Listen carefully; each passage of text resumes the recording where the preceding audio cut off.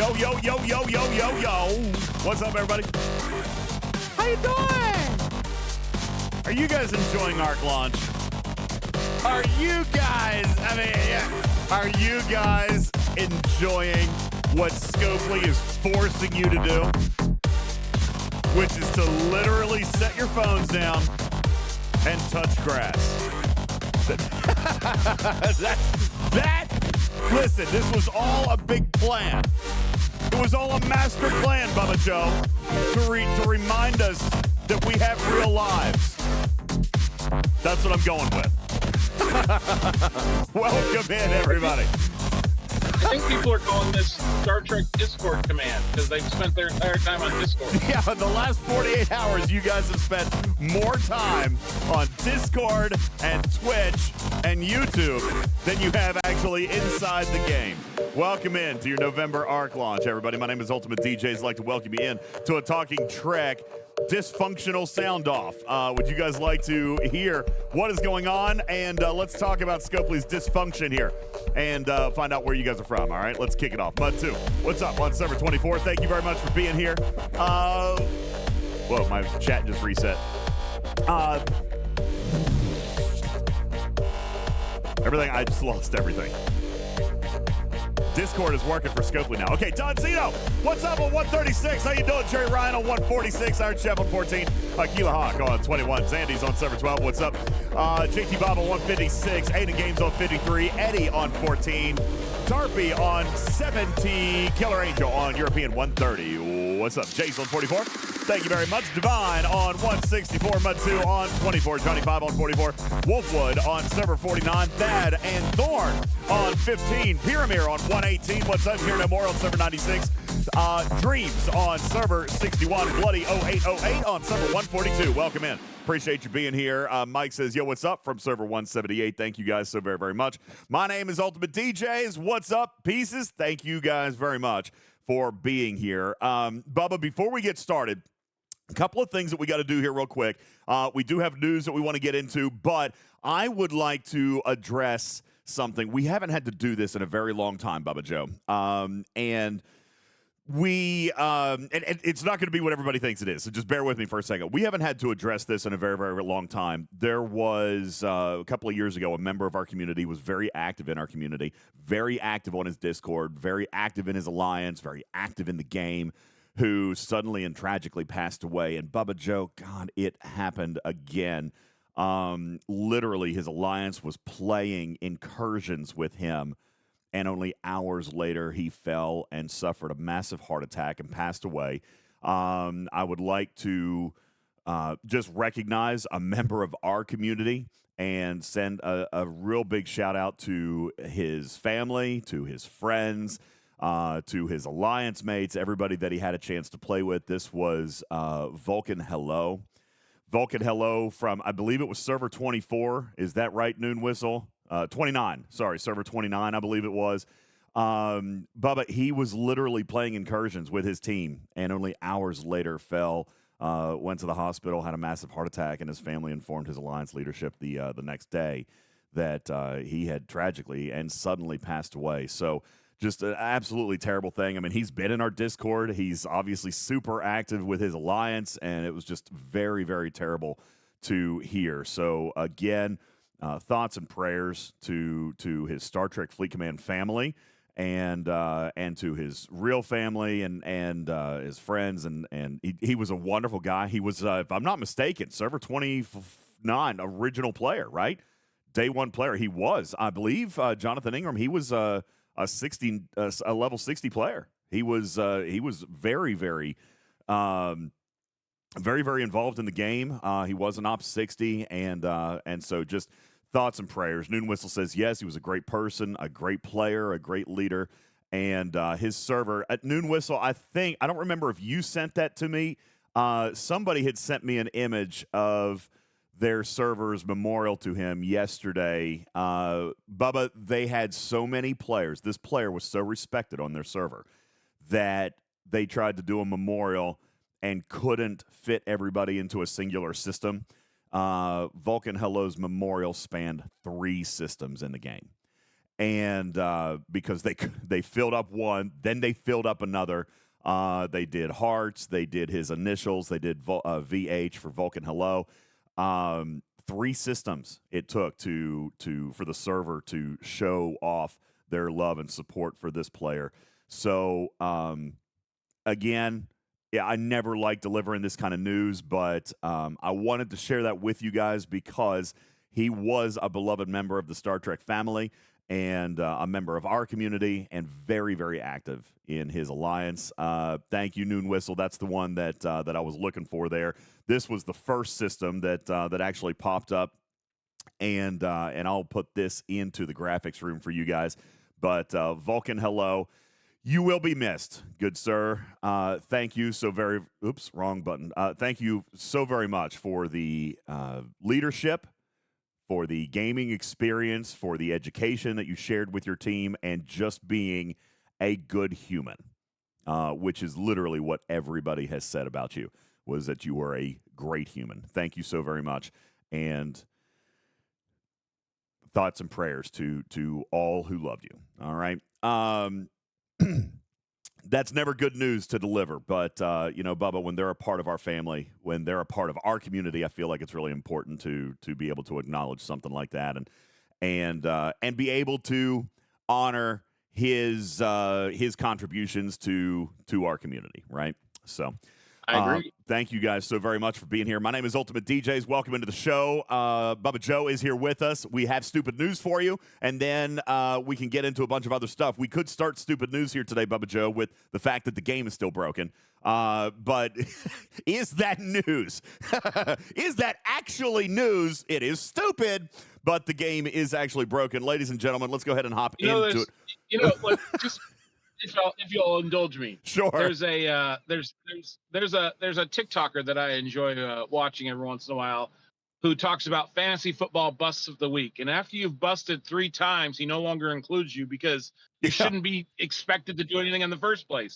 So I think right now at this point, it's news if the game works. Yes, that is so true. I mean, it feels like every bug that we've experienced in the past year has resurfaced. All right. Alba says, have they figured out what's going on?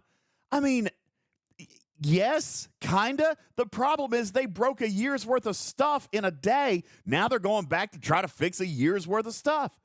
And what we didn't know yesterday, Bubba Joe, was that territories were broken. Why didn't we know that yesterday? Because nobody had a territory. All right. But now we know that territory takeover nodes aren't working. All right. You can't go into a territory. You can't sit on a capture node. I mean, it's literally, if they could have broken it, they did. And it's not funny. It's not funny. But you know what is funny, Bubba Joe? We've seen this. We've seen this several times. You know what this is? This is, I know, Shorts, it is kind of funny, but we have seen every single one of these bugs. Does anybody have deja vu going on? Does anybody have deja vu? Because I would love to play a game. Blue Mandalorian could probably do it. Jules Verne could probably do it. There's a couple of you. I even wonder, maybe Joker could do it because he's kind of a grumpy guy. I wonder if we could play a game, Bubba Joe, and pin the bug on the month. Because Bubba, this is true. Every bug that we have seen in the last 24 hours is actually attributed to another ARC launch that happened in the year 2023. Do you believe that? Do you, please? I do not believe that. You don't believe that? Tag on it, Bubba Joe's right. Because these bugs extend back into 2022 as well. and not only that, we've got bugs of bad coding of, oh, look, you're op 61. That means this thing's just going to disappear because you're no longer op 60. That's right. The Cerritos events, a lot of events targeting, have, just like they have every single generation. All right, they did the same thing with G5. Events were only targeted up to 50. So when you went to 51, you didn't get events anymore. I'm talking about refinery redemptions. Oh, that's great. Yeah, refinery redemptions are gone. Bubba, I understand that your Cerritos Wednesday events are not popping for you. Canine Tooth, you guys are missing your Cerritos. Well, he doesn't. I've got the 3 notes max. What else am I going to do on Cerritos Wednesday? What else? I'm going to earn some more G formats. You're right. This is the bug anthology arc, everybody. This is Pin the Bug on the monthly arc, okay? This one is the best of. Every bug from the last 24 months has actually popped up here. Shizman says, this is truly an anniversary style event. It is. Congratulations. We're going to remind you of everything we've borked over the last 24 months. It is crazy. Jedzia says, so this is an intentional recap of all past bugs. It is definitely not intentional, but it is kind of proving to be a very accurate summary, synopsis of what has happened in this game for a long time. Welcome to your 5-year anniversary. Welcome to the 5-year anniversary is daggone right. This is Star Trek Fleet Command. Aren't you guys excited? We have stupid news. That was the stupid news. I don't think we could get any better than that, Bubba Joe. That was actually perfect. Ladies and gentlemen, it is time for your stupid news. Let's get into it. Stupid. Oh, God. No. So bad. News. Oh.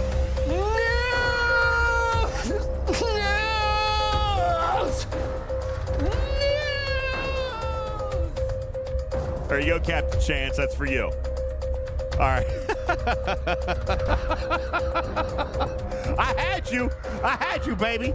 All right. Let me see if I can find my news here, Bubba Joe. Oh. Travis Kelce's in the news, Bubba. Sorry, I'm choking here. Give me a second. I need to take a drink. I'm dying, actually.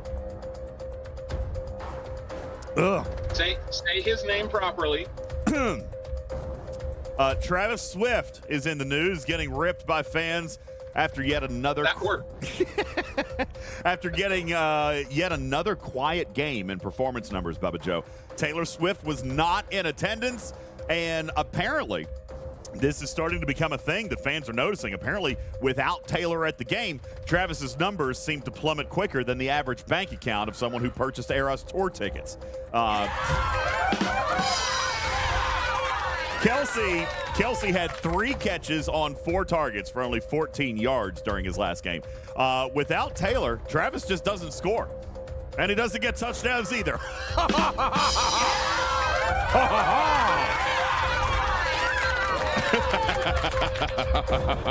Thank you. Thank you very much.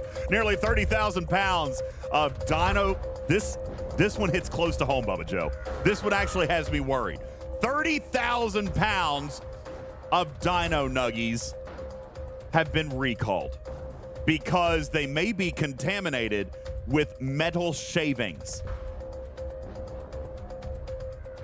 Honestly, yes, dino nuggies. Guys, I just ate a bowl of dino nuggies the other night. You guys watched me eating the dino nuggies. What is this? Halloween candy? You don't know what dino nuggies are? I know what dino nuggies are, but this sounds like a Halloween candy scare, not something you'd put into frozen food. Yeah, metal shavings are in the dino nuggies. 30,000 pounds are being recalled. Although some people, Bubba Joe, saying they really shouldn't bother with a recall because the metal pieces don't actually make these any worse for your health than they already are. So, yeah, I know. Rhino says, wait, what brand? I was going to make them tonight, and I don't want to die. I didn't write down the brand. I just wrote down dino nuggies. Isn't there only one dino nuggie? Listen, if don't cook them is Tyson, and Honey says it was Tyson. There you go. Listen, here's how you know, okay? Don't cook them in the air fryer. Put them in the microwave. If your microwave explodes, you shouldn't eat them. Okay? don't do it that way. Quality over quantity today, Bubba Joe. I only have one more story. A group of 55 Germans vacationing in Mallorca, Spain this past month recently set a new world record, Bubba, for the most number of beers drunk in a period of 3 hours, which was 1,254. 1,254 beers divided by 55 Germans equals roughly 23 beers per person over the course of a 3-hour period. Yet somehow, ladies and gentlemen, these guys held no comparison in any way, shape, or form than Emperor Echo on Arc Launch Day. Ladies and gentlemen,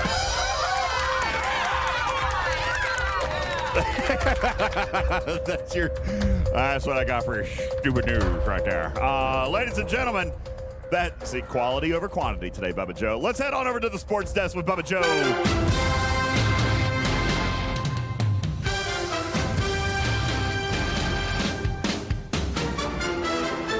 Bubba Joe, what's going on in the world of sports here today? Well, in the world of sports, the Arizona Cardinals are having a little bit of a rough time. But things are starting to look up for them. They are about to get their, I'll use this in quotes, franchise quarterback back, Kyler Murray, Yeah. and their above-average running back of James Conner. They might both be able to start starting for the team again, which could not do anything but possibly help. So now, instead of getting blown out by 30, they might only lose by 20. Yes, ladies and gentlemen, the Cardinals are back. They're back, ladies and gentlemen. There you go. Bubba Joe with sports. You got anything else for us today? I do. The Chicago Bears. I like it when we're focused on the NFL. That's a lot more fun than some of these other sports. The Bears. The Bears. The team that Aaron Rodgers owns. The Bears signed their new defensive lineman, Montez Sweat. Do you know where Montez Sweat came from? I actually don't. He was part of the Washington Commanders selling off their entire team. They traded like 6 players for a bag of magical beans. Trade magical beans. But Montez Sweat was one of those. They traded him to the Bears. He signed a massive 4-year, $98 million contract.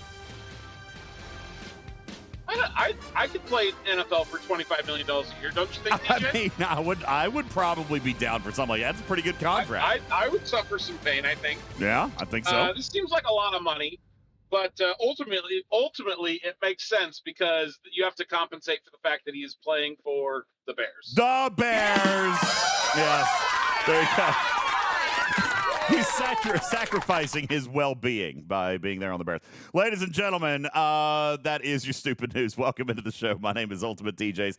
Appreciate you guys all being here. Yes, ladies and gentlemen, that is the sultry sound of Bubba Joe back there. Yes. All right, Bubba, let's go ahead and take care of this. The last time Bubba Joe and I had a boxing match, we got something amazing out of it, okay? Now, not necessarily the fight itself, all right, which was funny. We laughed about it the next day. But this was born. You are wrong. Just sit down and be wrong. You are wrong. This was born on the last heavyweight bout, world championship title match between Bubba Joe and myself. I haven't gone back through last night to look for any signature sound bites, but Bubba Joe and I went at each other last night. Now, I'll tell you, we talked a lot this morning, and obviously a lot of it was arc launch, and we were very passionate on our points. This is one of those scenarios, Bubba, where I think we can kind of realize at this point, you're not going to change my mind. I'm not going to change your mind, but let's be very objective about it. Let's point it out, because you know what we saw last night? What we saw last night was that there were a ton of players that agree with you on your position. There were a handful of players that agree with me on mine. I wasn't completely alone, but it's pretty lonely over here, Bubba. All right? This is one of those scenarios where I may, in fact, have to sit down and be wrong, but for some reason, this doesn't feel as bad as some of the other garbage that we've seen, right? Like, I mean, maybe it's not as good as it could be, for sure, but it's definitely not the worst thing I feel like we've ever seen, and I see a path of progression for it. But Ripper was also very much in your corner last night and saying, listen, it is about experience. It is about what it feels like to the people engaging with it right now. Like, DJ, with all fairness, like, you can say how great it looks all you want, but until you're the one playing it, you can't experience it. That's a fair point. We're going to talk about that coming up a little bit later. But yes, Bubba Joe is here. I love him. He's my brother, and he's not running out, and we're not breaking up. He's still my man crush. All right, but Bubba, everything is fine, and we are going to talk more about that today. We are going to go down that path because what we both agree to is that something needs to happen, right? What we both agree to is that the feature is not perfect. What we both agree to is that it deserves conversation and deserves representation within the community. It is a big new feature. And at this point, in my opinion, unfortunate that it doesn't affect more players than it does. How many people did we say, Bubba Joe, breached into 61 last night? It was like 1,200 or so players galaxy-wide. No, it's not 1,200. I thought it would. At Arc launch, there was approximately 760s. Oh, I know. I can't imagine that people blitzed from 59 to 61. I thought it was a bunch. I thought Ripper said, "Oh, okay, never mind. I'm sorry. I thought Ripper said it was more than that." So there's 50 62s. We have 550 61s. All right, so roughly 600 then, Bubba Joe. So literally almost everybody who was at 60 pretty much took that jump. For some reason, I thought it was more than that. Nonetheless, it's a very small percentage, right? An extremely small percentage. So does it deserve as much time as we're giving it? Yeah. I think it does. Well, so I think if they had done what you were hoping for, right, and rolled this feature, and we're just talking about hazards to G4 and G5, I think you would have had just as loud of an outcry. If they rolled exactly what they rolled out, okay, and we can talk about the numbers, to G4 and G5, players would have been just as upset and just as, why the hell would I engage in it? Maybe so. And that's what Ripper said to me. That's what Ripper said to me was like, man, listen, until you're there, be careful about being so assertive with your position. I mean, again, there is always a difference, Bubba, in looking at something on paper and in versus practicality, right? In application versus design. And that was even something you and I were talking about earlier this morning. Like, listen, okay, Bubba Joe did make a concession that maybe the design of this isn't the worst thing in the world. But what do we usually come back to, Bubba Joe? Design, one thing. Implementation, totally different. And this is where I think when we calm down and start talking to each other about pros, cons, and actual math, we actually came to an agreement and said, okay, yeah, so what is missing here are the pieces to make it tolerable. What's missing here are the pieces to make it playable, whether they're paid or grind or anything, but there are pieces missing. So what they did is they just kind of launched the fire and didn't give you a fireman's suit, right? Like they didn't give you a fire hose. They were like, okay, here's this big apartment building.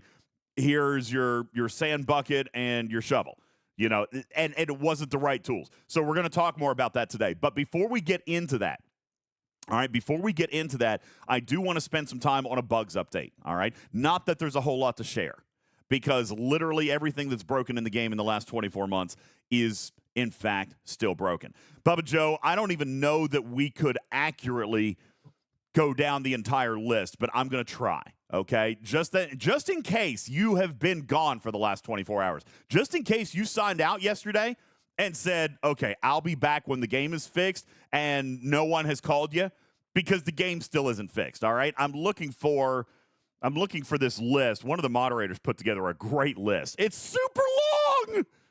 All right, it's really, really long, and I'm trying to find it.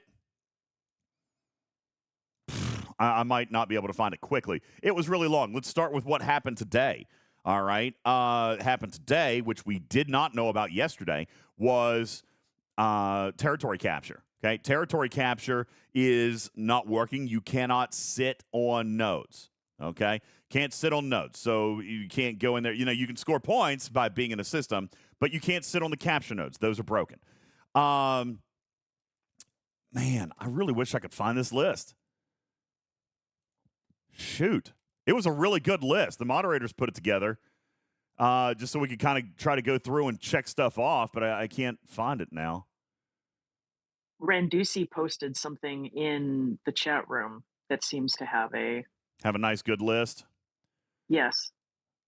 Yeah, okay, God, thank you, Ransusi. That's exactly it. That's the one I was looking for.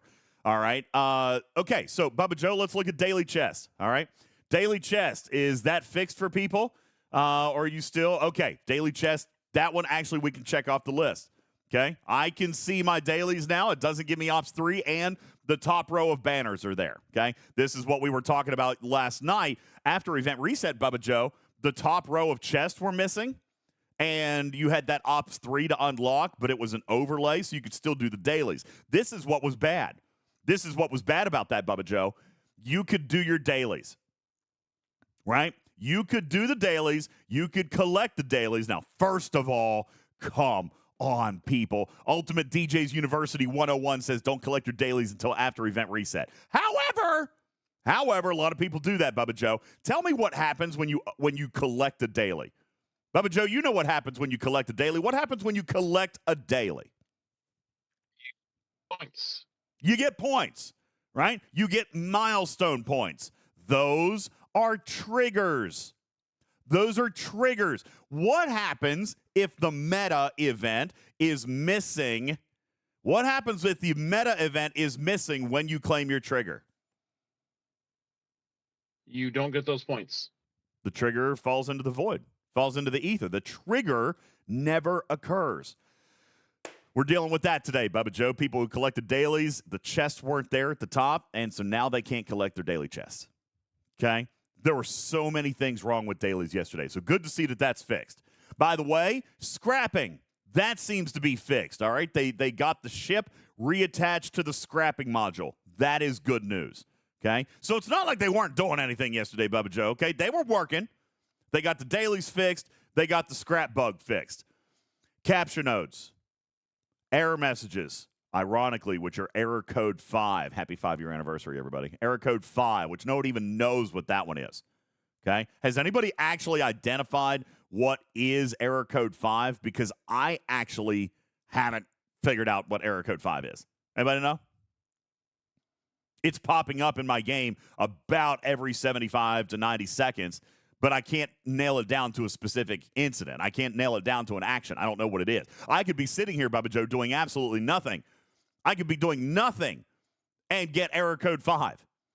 Like, I wouldn't be surprised if it just pops up on my screen here at some point today during the podcast. I don't know what error code 5 is. Okay? There are various warp systems that you can't fly into, specifically down in Origin space. Yesterday, I was made aware and shown video of 4 different territory capture systems where you couldn't warp into them.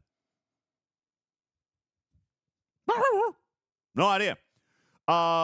We've got the psychedelic swirls in the Voyager system. You know, this is so terrible, Bubba Joe. Yesterday, I didn't know yet. All I knew was that I was low on Voyager stuff. So I put on a crew to Voyager, and I sent it so that I could mine some common anomaly stuff. Whoa. How'd that go? That was extremely challenging. That was tough. So I was able to see the nodes. But I couldn't tell if it was rare or common. I just had to click. But it was very, very difficult. I was there 5 times the amount of time just trying to find nodes. It was miserable. So, yeah, and not to mention dangerous. Let me just put it out there. Some people were worried about the hazard systems being like epileptic warnings on the hazard systems, Bubba Joe. If that is dangerous to you, absolutely do not go to a fluidic space entry point system. If you have epileptic episodes, do not.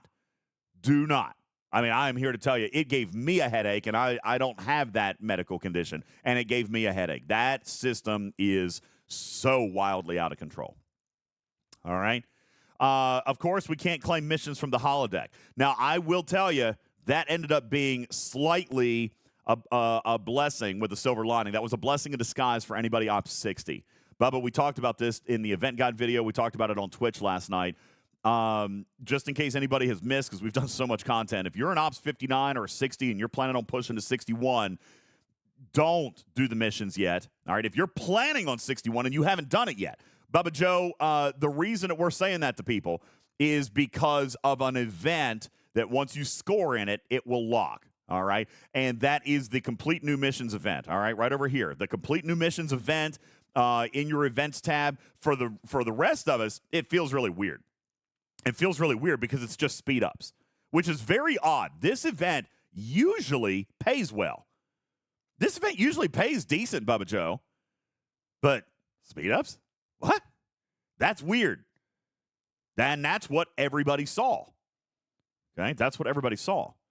However, here is your warning or your strategic clue or hint, if you want, okay, is that if you go to Ops 61, this event will roll over. That is, Bubba Joe, if you haven't scored a point, right?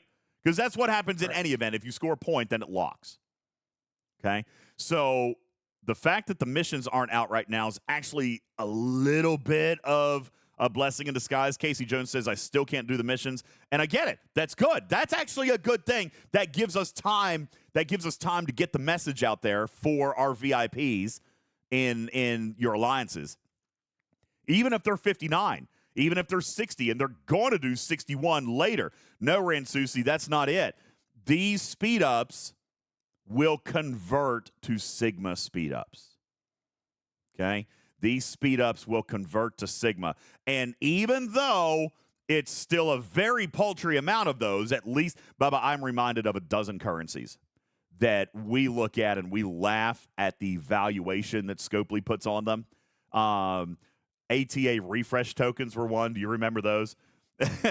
and the away team's assignment speed ups. The premium put on those things by Scopely was absolutely shocking. Right, like they just, what was another one? The premium that they put on those new faction premium or the faction elite recruit tokens. You remember those, Bubba? Does anybody even remember? There's a long lost thing. Yeah, right. But when they came out, Scopely said that those things were worth like $100 for like 5 pulls. It was crazy. Okay, crazy. And here is another example. Now, unfortunately, at this particular point, Bubba, Scopely does control the economy on Sigma speed-ups, okay? They do. They have changed Sigma speed-ups. Instead of 300 latinum for 1 day, Bubba Joe, do you want to rip that Band-Aid off for our G5 and down audience? Sure. Yeah. 300 latinum for a 24-hour speed-up for all the rest of us. Yep. And I get to pay 1.5 million latinum for a 1-day speed up. 300 million to 1.5 million. 300, not 300 million. I'm sorry, I spoke. 300 latinum for a 24-hour speed up. 300 goes to 1.5 million for a 24-hour speed up. Graduate Caden says, but why? Yeah, good question. Why? Who knows? I don't know. Okay. Who knows? But this is why I warn you guys. This is why I'm telling you, all right, if for those of you who are going to push to 61, just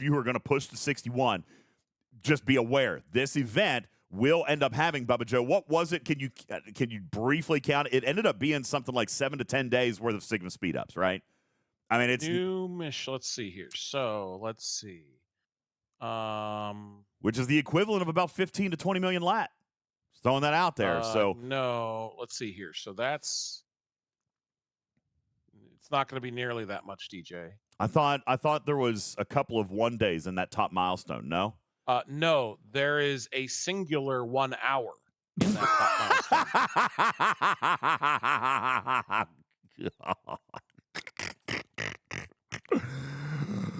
So what is there in the entire event? Maybe 24 hours worth? Let's see. 1 minute. How much is a one? 6 minutes is 7 minutes. Plus 20 minutes is 27 minutes. Oh my God. An entire month-long event's going to give him like 10 hours worth of speed ups. Is going to give me 1 hour and 42 minutes. No way. Are you serious? The entire event has 1 hour and 42 minutes worth of speed ups in it. There's some old school speed ups in there as well, but of the new speed ups, yes. This entire event has 1 hour and 42 minutes worth of Sigma speed ups. Yes. It actually sounds disgusting, actually. It sounds totally atrocious. All right. Now, Caution says, how long are the build times? Admittedly, they're a lot shorter. What are they now, Bubba Joe? 8 to 10 hours? Right? The ones I have done have been multiple days. Sorry, that's what I meant to say, 8 to 10 days. I've seen several screenshots, yours included, Academy, 8 to 10 days, okay, on some of these speed ups. Captain Jack says, yeah, roughly 9, 10. Do packs give more lat? Yes, they're scaling up. We saw an Ops 62 pack yesterday. It had 4.5 million lat in it, okay? Star Ocean says it's better than years. If we're going to talk about just a lat conversion, right? Yeah, so we went still from, no say, close. 2 million lat at 300 lat per to 1.5 4.5 million lat at 1.5 million per. Yes. So let's do this. Let's say, Bubba Joe, let's just do some quick and dirty math. Let's say that you had a building that was 2 years. Okay, so let's just call that 720 days. All right, times 300. That is 216,000 latinum. But do we agree? If you had a building for 2 years and you sped it up with lat, it's 216,000. Now let's take that same 10-day building, 10 days, and multiply that by 1.5 million. You're at 15 million lat as compared to the 216,000 that it was. Okay, that is a gargantuan jump in lat conversion. Okay, but that is why I say, and I didn't mean to turn this into a 10-minute segment, if you are going to push to 61 this month, the holodeck bug is working in your favor, okay? Because there's an hour and 42 minutes worth of very, very, very expensive speed ups that will flip over into that event once you go to 61, as long as you have not done a mission. All right, so just be aware of that. I mean, DJ, it's certainly one way to cut down on concerning rates of advancement, isn't it? You know, there is a whole philosophical argument we can have about that, Trader. Now, listen, Knight Rider says, who is shocked that G6 outrageously expensive? I am not, but I also, and gosh, I don't want to poke this fire starter yet, all right? But Bubba Joe and I are going to probably have a little bit of difference of opinion in the pace of play with regards to G6 because we had the same feeling about G5.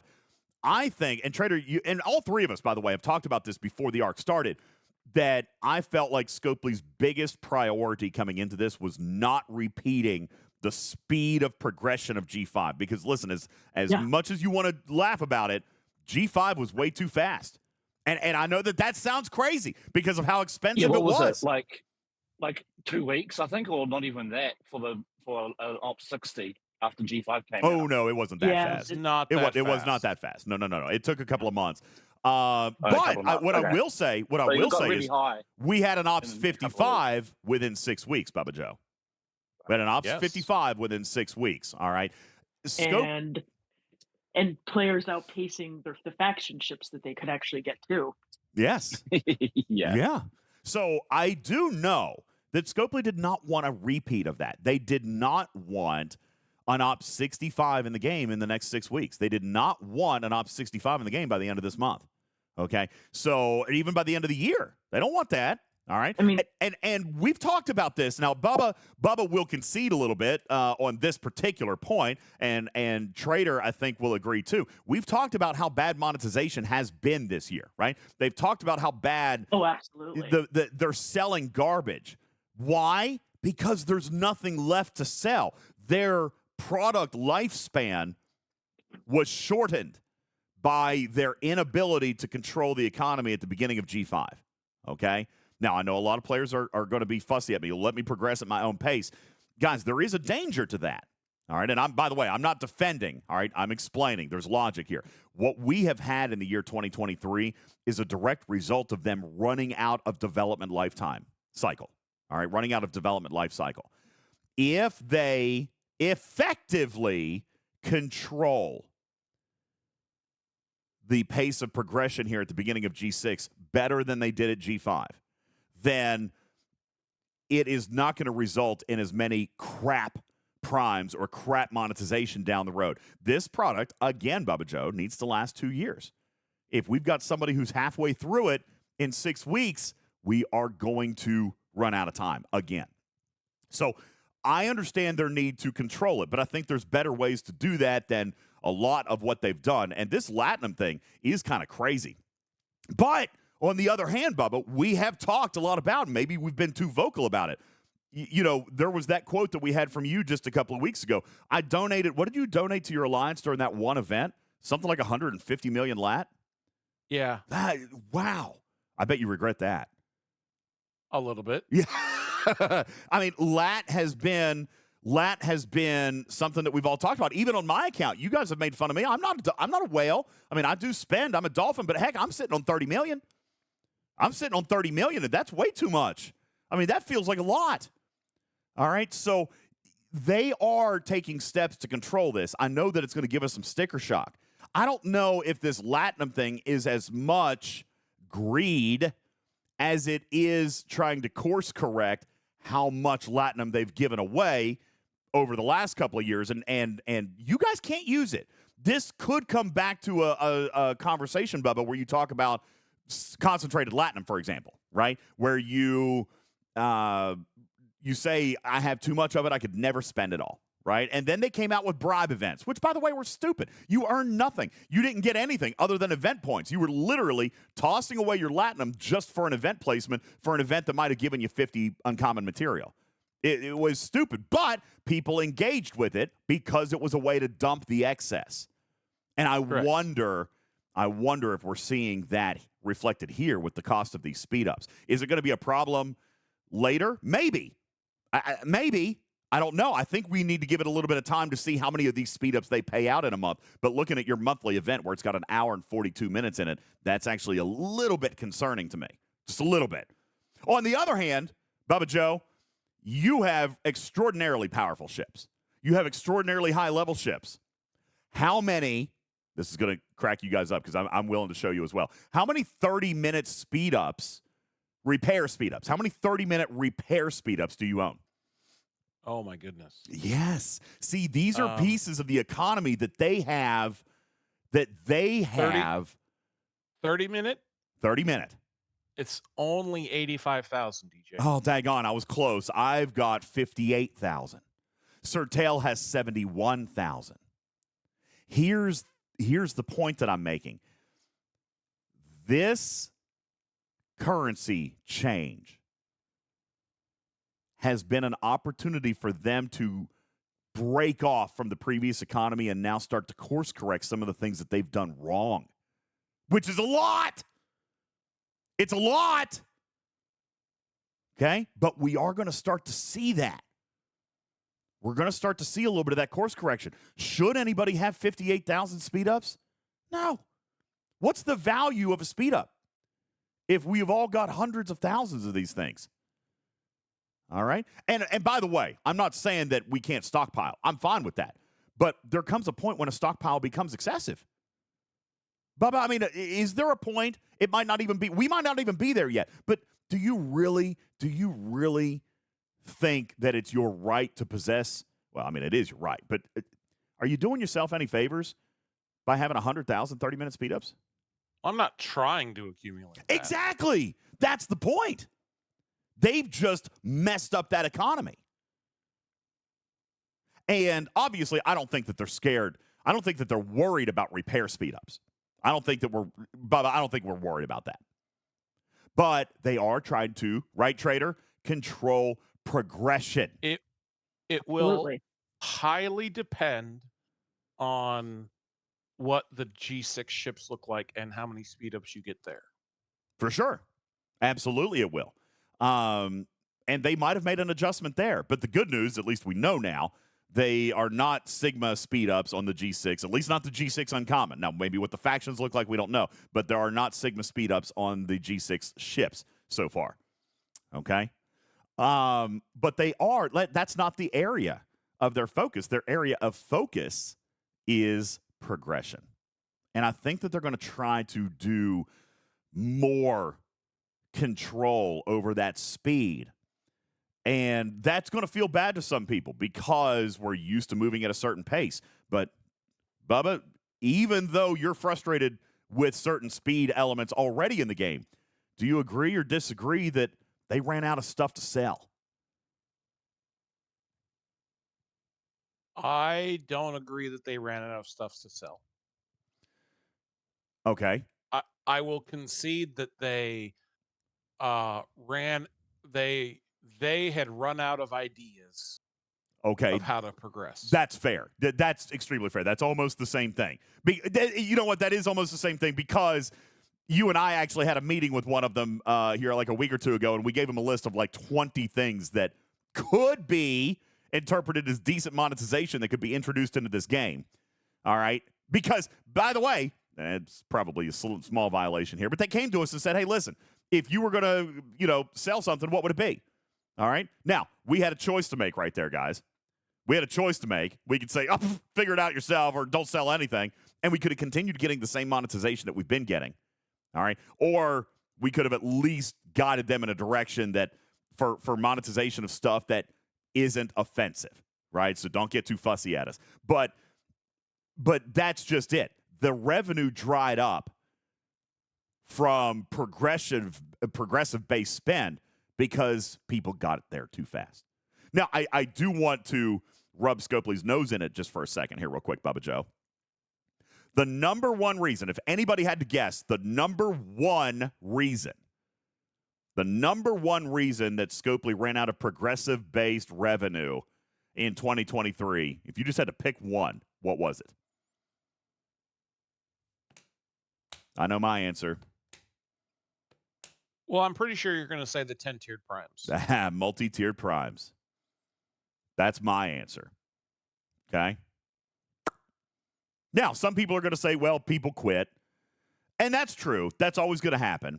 Okay? I think that's definitely part of it, DJ. I think that part of it is that they spent too long not designing content that spanned the entire audience. Yes. Like I know so many people, and some of it is biting them a little bit now, but I know so many players that are like, forbidden technology doesn't help me. Below deck officers don't help me. This new ship doesn't help me. It doesn't provide anything to my experience. And so because they were providing such poor content throughout the arcs for the upper echelon of players, they limited their ability to earn income because they were only designing it for G3 or G4. And that's not to say that there can't be features that are, you can have a feature that is focused exclusively on G3, but they were completely ignoring the top 1% of players. Yeah. And so they had already reached the apex of progression, and there was literally nothing worth getting month to month. So, like, if they would have done a better job of designing content for those players, then they would have continued to be able to sell money, and they wouldn't have had to rush G6. Agreed. Hellbot points out something. And by the way, I don't think they rushed G6. I think G6 came out exactly when they wanted it to. I agree. But they could have done a better job of structuring it as opposed to putting these insane walls in front of some of these things. Sure. And we talked about that this morning. There's definitely some methodology or some implementation issues that we both take with the execution of this content. And that's something that we're going to circle back around to here in just a little bit, maybe after our first break. But I definitely, and Trader, you and I have had conversations about this. It's economy control. I definitely, in a much stronger way than before, sense I'm trying to think of the proper word here, but I can sense their grip. I can sense their influence or what am I trying to say, Bubba? I can see all the different areas in which they are clamping down to achieve the results that they want. We're like a pot of clay. All right, maybe that's the best way to do it. We're like a pot of clay, Trader, with this new G6 launch, and when a piece kind of starts to fall off, we're going to grab it. We're going to put it back into the ball, right? We're going to make this right. They want to make it right moving forward, but it's not exactly what we're used to. And I can see in a lot of places, with this content where they are trying to prune a few branches. All right, anybody watching Loki? All right, that's what I feel like, Trader. I definitely agree with what you're saying, and it is completely foreign because no part of this game has ever worked like that ever. No. And I think that's got a lot of players frustrated, and right, wrong, or indifferent. It's the outcome of what they've historically they have done created versus this what they're trying to culture. do now. Absolutely, they've created this culture. So we've got to try to be cognizant of that effect. I do believe that G6 is going to feel differently, and that doesn't necessarily have to be a bad thing. If and this is the big if, right, Bubba? They have to balance, and this is what you were saying last night, and what Ripper was saying last night. They have to balance player expectations with their own goals, all right? And that means there's going to have to be some give and take. They're going to have to give you guys a couple of leniencies. They're going to have to give you guys a couple of steps to move in a direction you want to go. But I think a lot of that comes down to effective communication as well, right? Hey, community, we're doing a couple of things different, and we don't ever get that. Excuse me.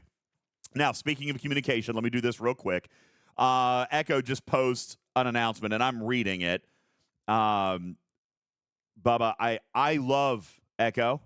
He is a friend. He's a friend. We talked yesterday. I know that he is not feeling well. All right, and I don't mean sick. I mean his words to me he was disappointed. All right, and I don't think that would shock anybody. All right, I don't think that shocks anybody. Especially when he is the face, right? He's the spokesperson. I feel really bad for Echo today. All right, and I know you guys like to make a lot of fun about the communications, or I'll get back to you guys. A lot of this, and Bubba will tell you firsthand, a lot of this is what he's allowed to say and not allowed to say. Okay? There's a lot that I bet Echo wishes he could say. But, Bubba, I'm looking at this announcement, and I see absolutely nothing. I see absolutely nothing that addresses anything that we need. Okay, so there's going to be a client update tomorrow that is going to fix the battle reports. But sure, it says nothing. But don't we often ask for That's communication true. to at least acknowledge that there are the issues? That's true. So absolutely. He is doing what we have asked. Yes. So I'm not knocking that in any way, shape, or form. You're absolutely right. He made an announcement, and I guarantee he pushed for this. Because we were talking about it yesterday. They're acknowledging the issues. The problem that I have is not with this communication. The problem that I have is with engineering, because, Bubba Joe, we see no fixes here. Okay? Ripper described the state of the game yesterday as, what did he call that, a code zero? Do you any of you guys in the industry, is that what it's called, a code zero? Yes. Okay.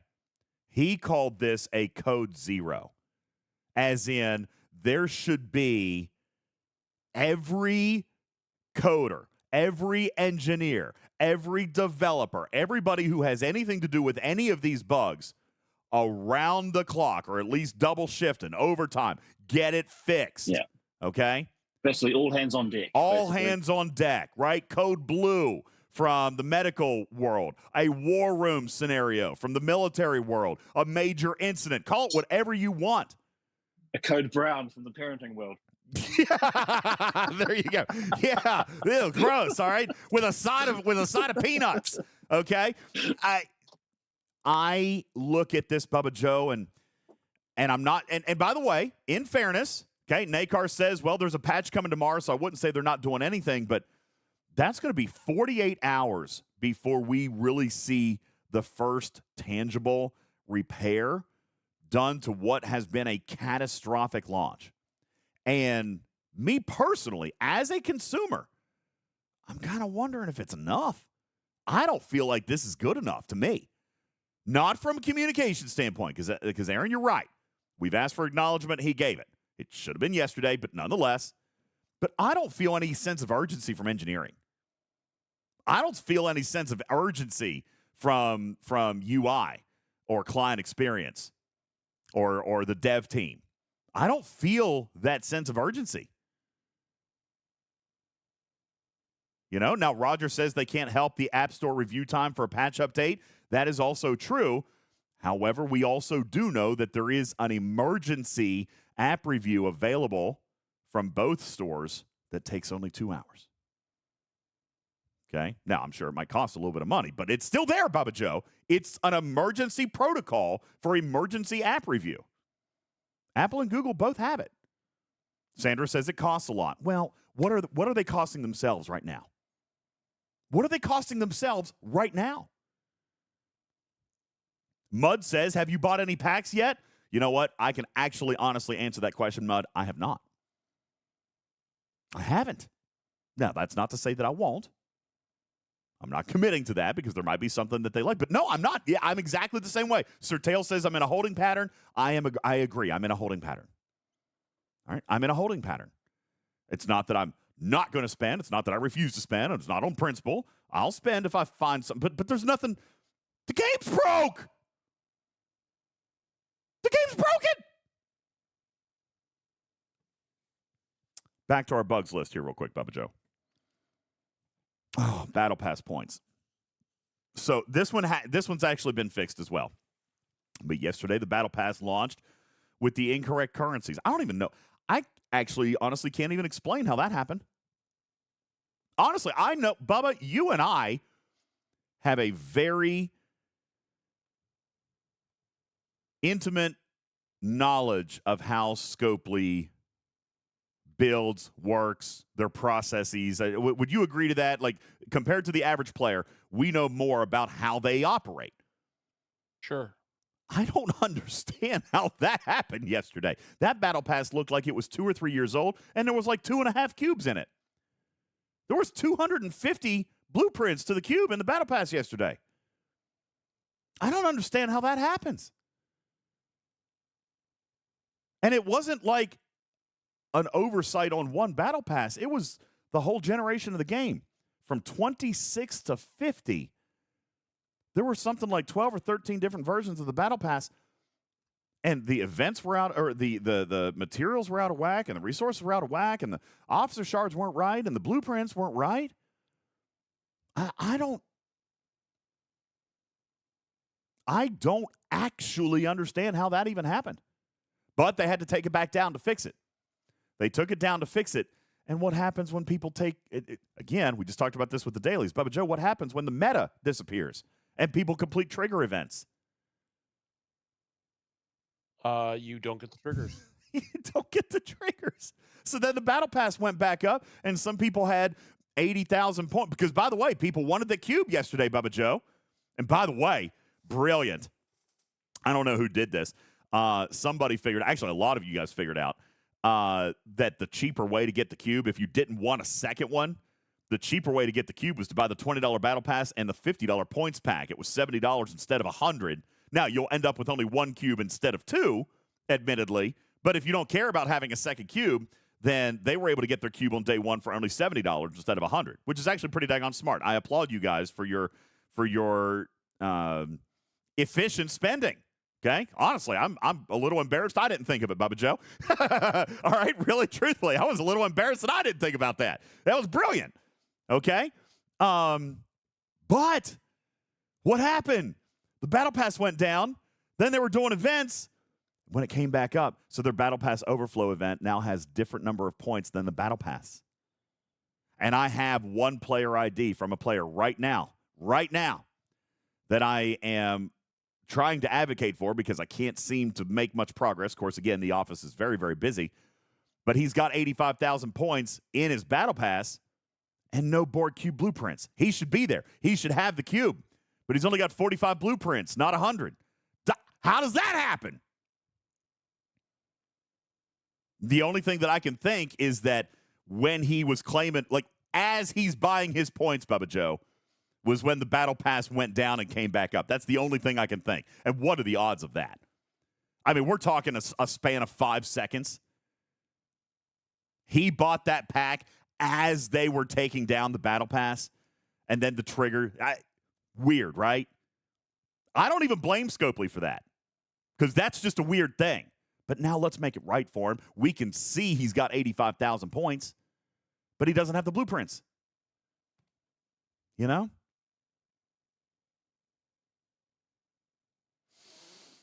Armadas are clickable hostiles, especially over an exchange space. This may not be a big deal.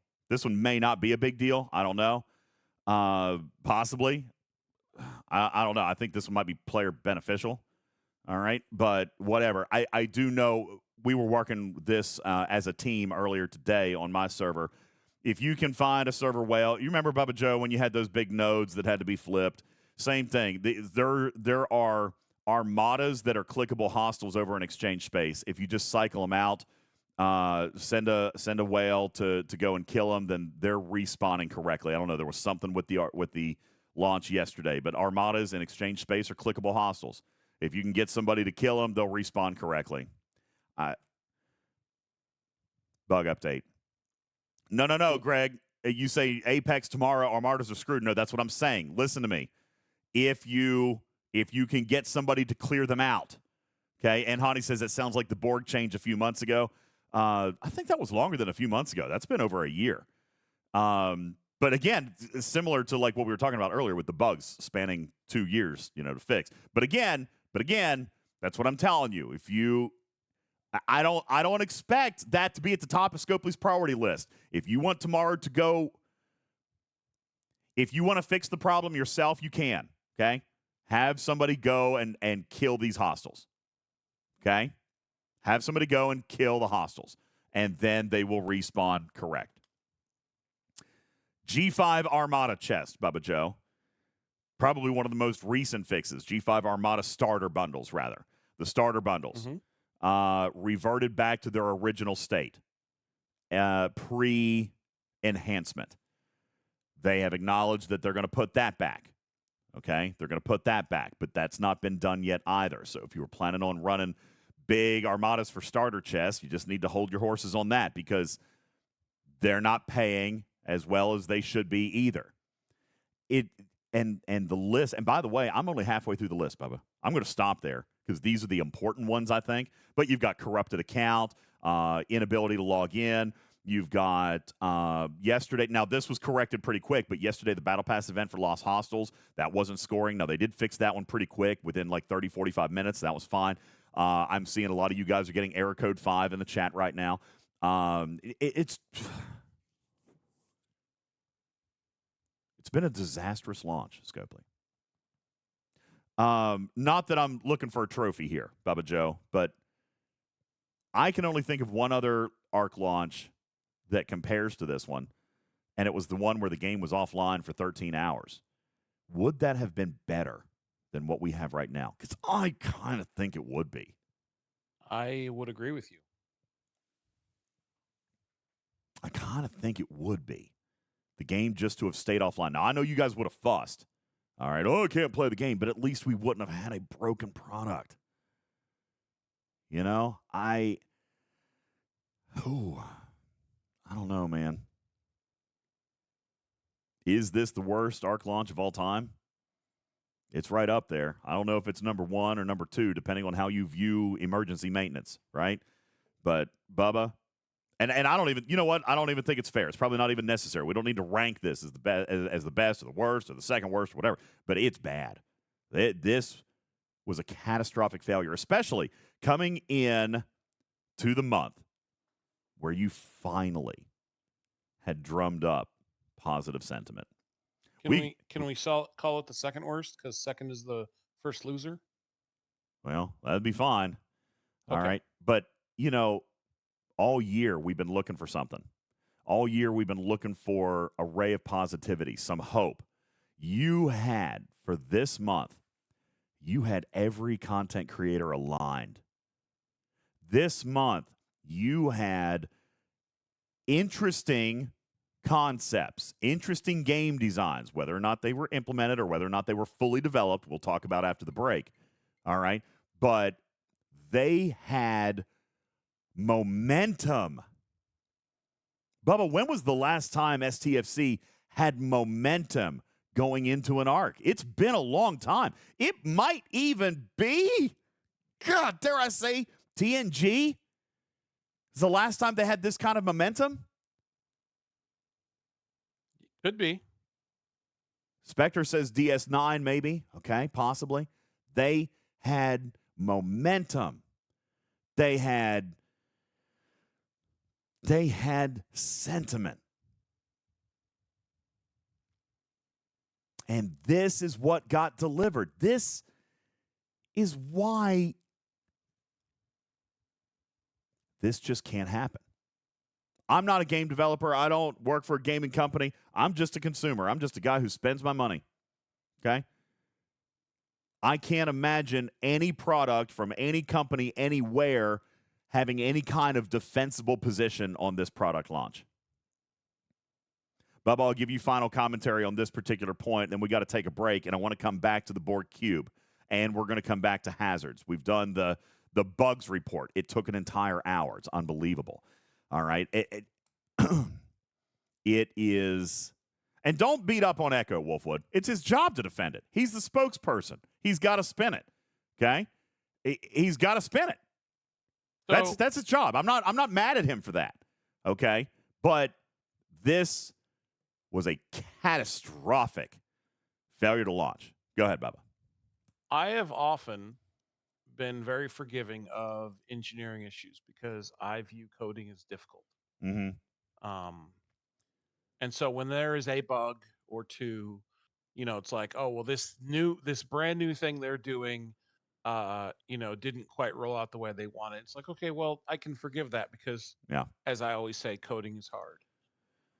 This is not, a few of these are new, but most of this is repeats of things that they had fixed and are broken or had updated and are now recalled back to the broken state. And that's hard to excuse. That's hard to justify as reasonable or acceptable. If it was just the Armada chests, okay, Sure. we could say, okay, they had a little bit of version control issues. They started updating the version that was from the beginning of the month, not the middle of the month. Made a little mistake. It'll be fine. But there's so many things they broke. Yeah. Now there are some new bugs, for sure, but it's like I don't know. It's like nobody looked at this. Nobody laid eyes on this. Nobody tested it before it went live. And maybe they did, and they finally gotten to the point where their test servers have no basis and no bearing on reality. That's a possibility, but it's just hard to believe you could break so many things in a single update.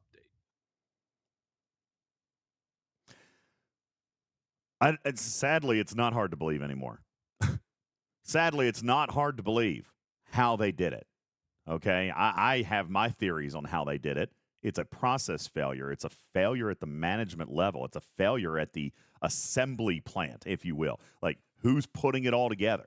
Who's piecing this thing together? Who's responsible for looking out for who? Who's teamed up and watching each other six? Doesn't appear to be any of that. There doesn't appear to be any of that. And I find that to be a process and a managerial failure. All right, I don't blame Live Ops. I don't blame the guy who fixed the Armada chest last month. I don't even blame game design. This is a how are we gelling? How are we vibing? Let's work as a team kind of thing. There's no team play here. None. Everybody's checking off the boxes and going home at 5 o'clock. There is no sense of let me rephrase. This is a personal opinion. I do not feel a sense of pride about making sure that the product is right. I don't feel it. I want to offer a counterpoint to that, DJ. So I don't necessarily think that every programmer at Scopely is getting off at 5 and it is entirely possible, and I think even probable, that the programmers and the people involved with coding this were working 18 and 20-hour days for the last month and a half trying to get this thing ready. Mm-hmm. And instead of putting a break on this and saying, we're not ready, they pushed it anyway. Yeah. So maybe they have people that are just punching a time card, and that's a possibility. But I also think it's possible that this is a managerial problem where they didn't have the ability to pivot to something else. And management said, push it anyway. Ship it. We don't care that it doesn't work. Well, then, like I said, I'm validated in that it's a managerial failure. It's a process failure. And it's not the first time we've seen something like this. There's been plenty of process failures and what we would deem as supervisory type failures over the years. This is probably one of the biggest yet. And I don't get it. You had all of the positivity after what has been a terrible year. Even revenue is down. Monetization is crap. Listen, Scopely, you've had a little bit of a challenging year. I'm not saying it's been unsuccessful. I'm not even saying that you've not made money. I'm just saying it's not been quite as easy as it has been in the past, right? It's not been quite as easy as it's been in the past. You had everything going for you in this. After 10 months of sentiment and 10 months of frustration and in this year, you had everybody aligned. You had everybody saying this was the arc of the year. I said it, Bubba. It's like every single time I end up with egg on my face. I said this was the arc we've been waiting for. And by the way, clear points of view, clarity on my statement. I still feel that way regarding the content. But Trader, you heard it. Ripper heard it. Aaron heard it. Y'all heard it. Bubba heard it. Bubba said it. There are still a gazillion ways that they could mess up this implementation. By golly, they found it. Bubba, you even said you were excited for the content. I hope that you still are-ish. I am. I still think that the design is overall good, but they still found a way. They still found a way to find the implementation and just stomp it all to pieces. I said, if they can roll this thing out, that would be great. There's a lot of ways that they can mess it up, and by golly, they did. Whew. We're going to take a break. Actually, let me give Bubba Joe final thoughts on that. All right, final thoughts on that. If you have any, we'll take a break. I do want to come back and actually get into some content. That was a very long monologue. I apologize. I don't mean to be ranty, but it kind of deserved it. And to be honest with you, I'm not even like yelly ranty. I'm defeated ranty. Can you guys hear the depth of tone in my voice? Like I'm tired, man. I'm tired. I don't think there's anything to add to that, DJ. You can go ahead and go to break. Let's take a break, everybody. When we return, we're going to get into the actual mechanics of this new arc, the Borg Cube, which is arguably a very good start. We're going to talk about G6 and hazards, which arguably has a lot of people on edge. That's actually not arguable, all right? But what can they do with it? And what was the problem with it now? We're going to talk about that, and we're going to present some pros and cons so that we can put together a feedback plan, all right? Because Bubba Joe and I are very fortunate to be able to share with you that we will be able to sit down and have an actual what do we need to do meeting opportunity very, very soon, where we will at least be able to pitch what needs to happen with all areas of this content. All right, now whether or not they listen is completely up to them, Bubba, but we will have an opportunity to tell them what we feel needs to happen. We need to come up with a game plan. And we will start that game plan on the other side of this break. My name is UltimatDJz. This is Talking Trek, the first episode of November's Make It So arc, the technological famine that has been Star Trek Fleet Command here so far. We are going to take our first break and return right after a word from these sponsors. Talking Trek is brought to you in part by MN Toy Posse. MN Toy Posse is the biggest and best Facebook page all about toys. Meet other like-minded individuals that share in your same interest, have hard-to-find rare toys, or know someone looking for your special piece of nostalgia. Old toys or new toys, hard-to-find toys, doesn't matter. With MN Toy Posse, you can find it, buy it, or sell it. Visit today at facebook.com/MN Toy Posse. That's facebook.com/MN Toy Posse for the toy collector in all of us. Yo, what's up, Commanders? Great news about PvPtarget.com. You've known for a while that it exists and has some great reference tools regarding PvP banding and common crew loadouts, but they've recently launched brand new tools on the site, including a brand new cargo calculator page as well. This isn't your typical max cargo style calculator, but a brand new, unique tool that identifies the timer until you go over cargo. The game timer might tell you how long to zero the node, but how long until your miner is at risk? You can find out now by using the brand spanking new cargo calculator at PvPtarget.com. This program is made possible in part by a grant from Spittles, the bite-sized candies that cause uncontrollable drooling. Arnold Schwarzenegger returns to his action roots in Toyota Recall. These cars are on fire! They're all on fire! It's the story of a hero trying to save the world from evil automotive lords. I love you too much to let you get in that car because it'll probably blow up. A fearless protector of the innocent. Put those car keys down now! Toyota Recall. Coming soon to a CarMax near you. Everyone, come on! Get to the Honda!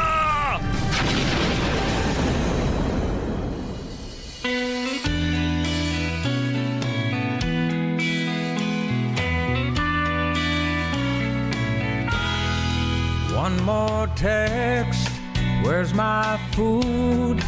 Might be screwed. Want my lunch, need to eat. Wishing DoorDash did not skip a beat. They're so slow, should have tipped this bro. People say I got a tipping problem. That ain't no reason to give. People saying that I'm such a cheapskate just 'cause I'm filling in zeros. On my paper receipts, tipping option. Yeah, I leave nothing at all. People say I got a tipping problem 'cause I got no problem tipping so small. They keep on asking me to tip better. They call me a problem, I call me a trendsetter.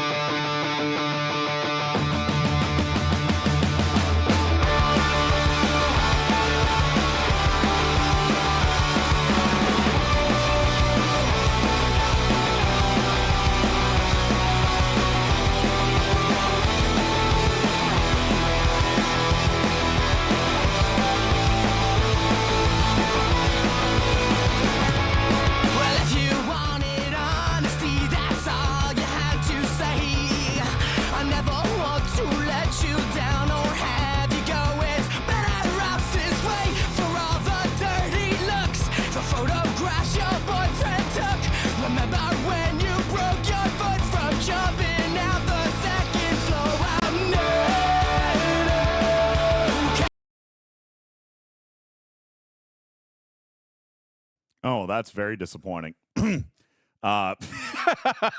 computer just died. Hold on, let me try it again. Maybe can we do that return again? Yeah, I just got error code 5. Damn it!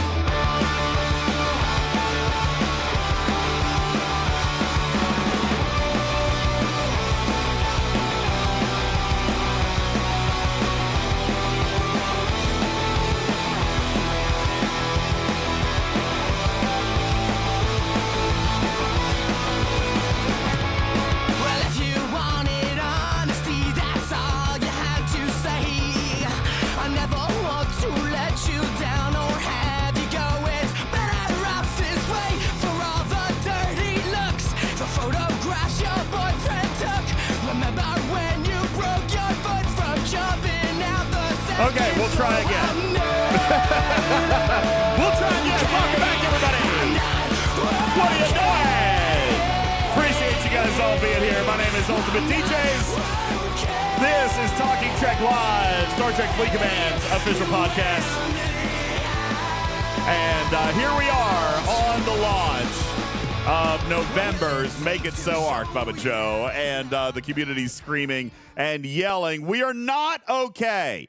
All right. But yeah, sorry, I had a moment there. All right, there you go, Bubba Joe. New wallpaper that we're going to use for the entire month. All right. I'm going to put this wallpaper into the graphics room. If anybody wants to use this for their wallpaper for the entire month, all right, then I would really appreciate it. As a matter of fact, I might even make it, Bubba Joe. I might even make it the Discord, banner. All right. You know what? Actually, I probably shouldn't. We did put up our Christmas Angel banner the other day. So thank you, by the way, to Mark for putting that thing together. Bubba, just a couple of reminders here real quick we should probably address super quick before we dive into the rest of the arc. Just a couple of follow-ups. We do have our big hype challenge going on over here on Twitch. Really do appreciate everybody's participation with that. Thank you guys so very, very much. We're doing good. Trader, I know we ended up missing each other last night, but we need to get those community goals out because when we get back, then we're only going to have a couple more days, and I'm sure that the community wants to hear some of the crazy shenanigans you've got planned for us. Right? I will get them taken care of sometime in the next couple days. Yeah, somewhere around there, in between feeding my bears and eating pretzels. All right, we'll get it done. Yeah, exactly. Yeah. Very important. Yeah, but guys, we are going to have some very, very interesting goals set up for you. Trader has been tasked with finding the most ridiculous and embarrassing things that you guys could come up with for us. Oh my gosh, is this on the Scopely website right now? Are you serious? Bubba Joe, we're on the Scopely website right now with this wallpaper.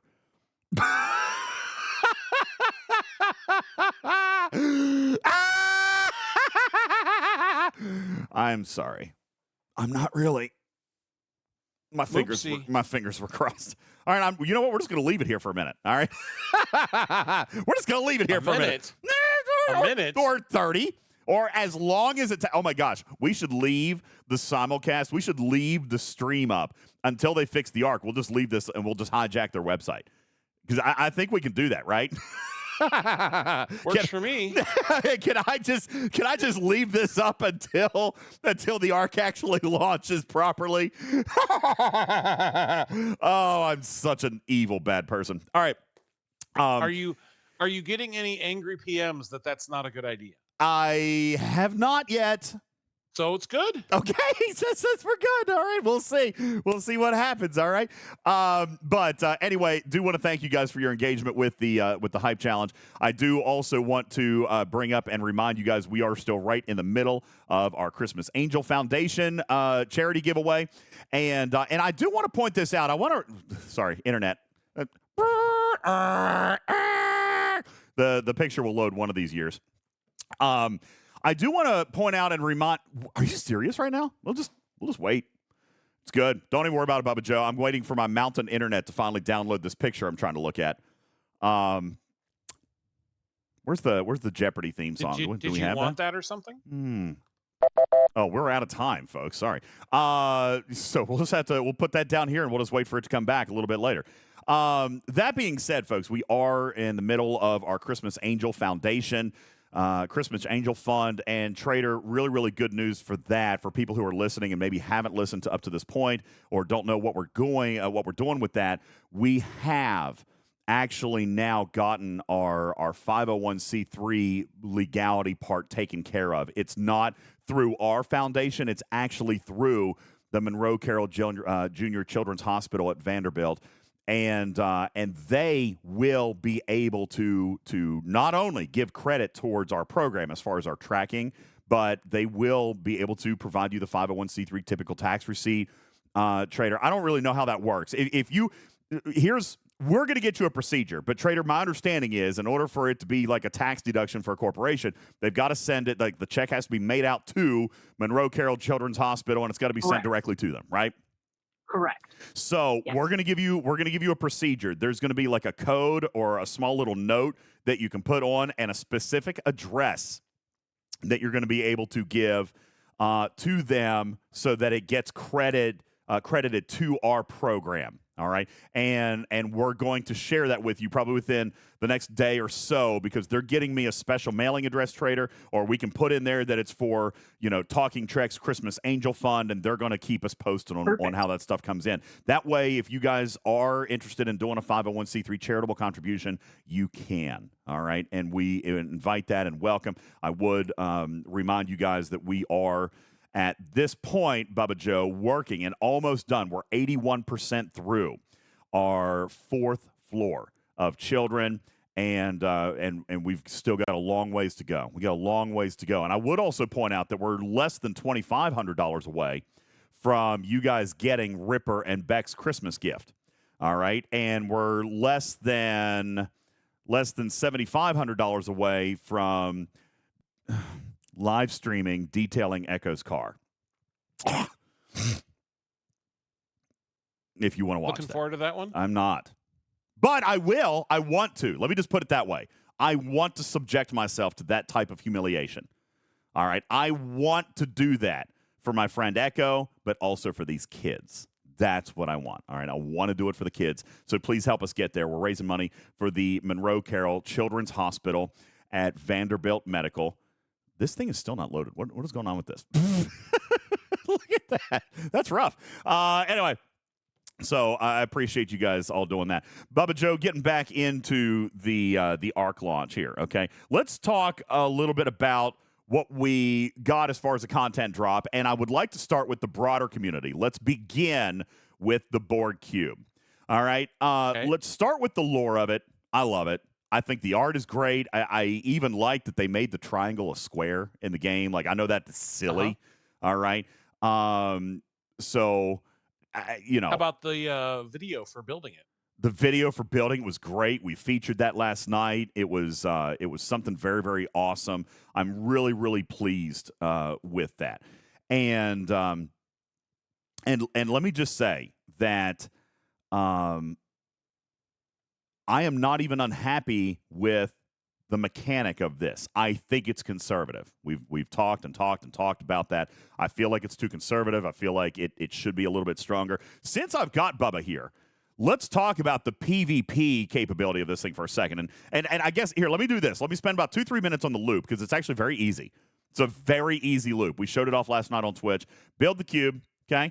Go kill hostiles with it. You're going to build up a progress bar, then zap a hostile, earn technological distinctiveness, use it in the refinery, and then get parts to upgrade it, and you get research to do Borg research. Okay, it's very, very simple. When you come into your refinery tab, there's it's over in the support tab right here, Borg Cube Refinery. And that's where you spend your technological distinctiveness, and you move on, right? It's a very simple loop, but there's an added PvP aspect to this thing, which I found to be interesting, yet not strong enough. Now, that is where people are going to start to get fussy at me and say, yo, DJ, what do you mean not strong enough?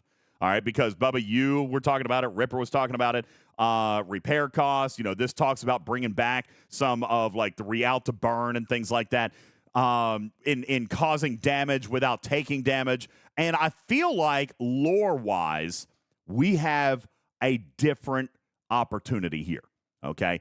I can understand why players like Bubba Joe didn't want to be Real to bomb to death, okay? I still support the player's mechanical right to sit there for 3 hours and try to kill his ship if they want to do that. I do. You really don't understand that argument. What? I was on the side of the players when Real to Burn was taken away. Oh, I know you are. I'm just saying, like, I support the player's right to try to kill a whale ship, is what I meant to say. Okay? Okay. As do I. Yes. And so I am curious. I've done a little bit of talking, and Bubba, this is a part of the conversation that you had this morning that I would love to hear a little bit about with this Borg Cube. In my opinion, the Borg Cube represents the most ominous threat in the galaxy. It represents the Borg. It represents one of the most feared, one of the most formidable and one of the most powerful villains in all of Star Trek lore. As a whale, are you offended by a ship that I can fly that has the ability to instill fear into your gameplay? Should you fear my cube? Yes. I think so too. All right? I think so too. And I wonder if that is shared amongst the VIP community, because I think the reason, like, and we saw this last night, by the way, this is so terrible. The scaling on this thing. I mean, first of all, these values are too weak, Bubba Joe. Oh, I'm not even looking at the right chart. Sorry, hang on. The PvP values are way too weak on this thing, Bubba Joe. But not only that, I've lost it, Jules. There it is. Not only that, but it depreciates as I punch up. Last night, I hit Wardod with my board cutting beam, Bubba Joe. He was 5 levels above me, and it depreciated my cutting beam output by 10% per level, 50%. And I was only a tier 2 cube. So instead of 36,000 hull damage on his 7 or 8 billion ship or million ship or whatever it was, I got 18,000. 18,000 because he was a 61 and I was a 56. Now, that to me doesn't scream fear. Now, I'm not saying that it's a great example, Galvanox. He said not a great example. Your cube isn't tiered, and I'm not. But you know what? 36 to 18. 36 to 18. Like what? Okay, I definitely don't think. Now, Anders says I can't wait till an Ops 40 kills DJ. Listen, man, Ops 40s kill my miners, right? Ops 40s kill my miners. Me personally, and again, this is a thing that Ripper was saying yesterday, Bubba. Be careful until you're in that scenario about making these kinds of claims. But does it not feel like this had an opportunity to be fun and engaging for everyone? And by the way, I don't mean a whale go home cannon. I'm not saying that PvP should be 50 billion. Okay, I'm not saying that. Anders, I do not want to send your ship home with 1 attack. I think that's unreasonable. But come on. Bubba, you did this for me the other day. Your Dadaradex. Just roll it out for me real quick. What tier? How much hull health? Tier 10. It's got just short of 1 billion. Okay, so let's call it 1 billion. Tier 10, 1 billion. Okay, tier 10, 1 billion. If I had my ship, my board cube, tiered as high as I could, it would be tier 10. Tier 10 is going to do 8.5 million. 8.5 million. Bubba Joe, that is 120 hits by my board cube to kill you. Before you take into account the subtraction. Correct. Yeah, that's if I don't even depreciate. But because Bubba Joe's a 61 and I'm a 56, it's now not 120, it's 240. Okay? Values are way too bad, way too low. Now, let me ask Anders, and then I'm going to ask Bubba. Is that really what you want? I mean, I'm not saying I want to kill you. I'm not saying that I want to send you home. All right? I'm not saying that I want to one-shot you. Because, again, you have excellency over me. You have acquired, paid, built, proceeded, progressed, invested. You have a superior account. I don't think that I should be able to just one-shot mega cannon you and go home. But you know what? 240 hits should be 4 or 5, maybe 10. I mean, am I crazy, Bubba? Do you think you are not crazy? Do you think the VIP community at large would be wildly offended by the fact that they can take damage from lower ops level players. I do not think that the VIP community at large would be upset if this. I think the easiest thing that everyone would agree with is to remove the penalty, right? Oh, for sure. That's got to go. That's got to go. That's got to go. That's so dumb. So dumb. I think that there are some that would be upset, but I don't think it's unreasonable to say there is a fixed cannon that can be fired that is going to do this much guaranteed damage. I mean, we already have the effect of burning taking 1%, right? You just have to survive the first round. So, like, I think this should be better than burning. I think, someone said in the chat 5%. I think that's not a terrible thing. But it doesn't have to be a fixed percentage. It can be a fixed damage value. And then, if you're a higher level Borg, you get to do a little bit more. I don't have a problem with it being an intimidation thing. I don't have a problem with if I leave my Daredex out and you come and you and 20 of your friends come and take it out, okay. Or I leave it out long enough and you take it out after 20 hits after grinding 100 hostiles in between, right? Right. So I don't think that's a terrible thing. I think it's a little, as you suggested, it's a little underpowered. And I thought you knew this, but after I got off your stream on Monday night, I came into your chat. And anyone who was here will know and say, like, I was trying to put out that fire because the article came out saying that there was a diminishing shot. And you had said in your stream, you're like, I don't think that's a thing based on the conversations you had. And I was in here saying, yeah, that's not a thing, guys. Calm down. It's going to be okay. Yeah, because they literally told me that that was the original idea. And they also, members of the Scopely family said, yeah, I don't think that that's necessary.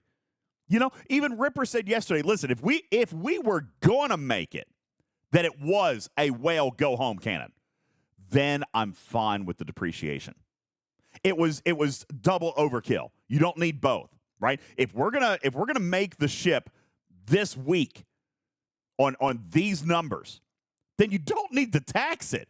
By the way, somebody just asked in the chat, what would happen if you hit somebody more than 10 levels over? 0 damage. Rev proved it on screen. 0 damage. 0 damage. You use the Borg cutting beam, it did 0 damage. None. Because they hit somebody 10 levels up. That is stupid. That is stupid. That is stupid. Unless you make it a go-home cannon. In which case, hear me, folks. If Scopely came to me and said, hey, all right, we'll work with you on a compromise.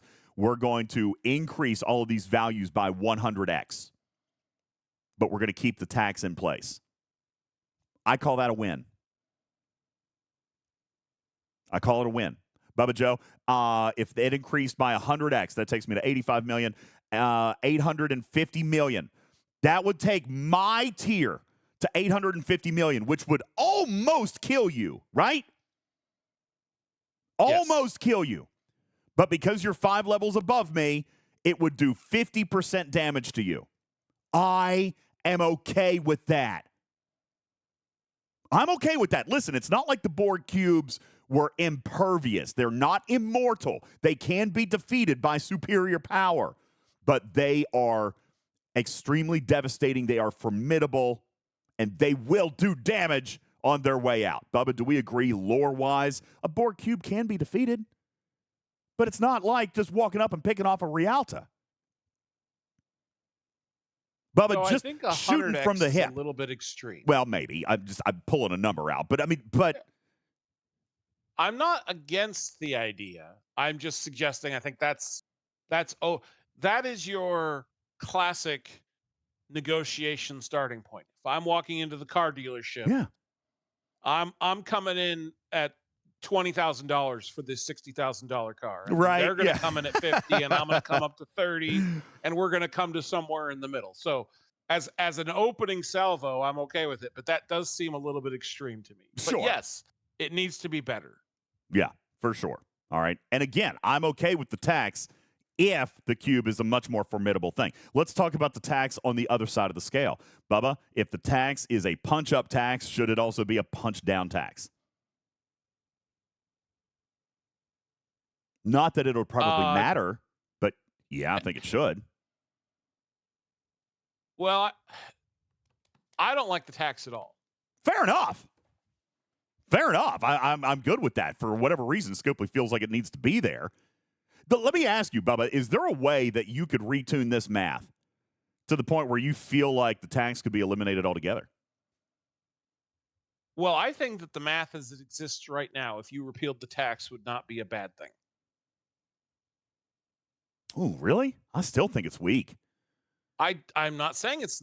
I don't think. I think you could repeal the tax, and it is not bad. I'm not saying it's to where it should be, but you could repeal the tax today, and there would be no downside to that. Well, sure, but I don't think that's the only card we take, right? Like repeal the tax, agree. and we're good. I don't want to. I don't want to do that. Repeal the tax, and you watch.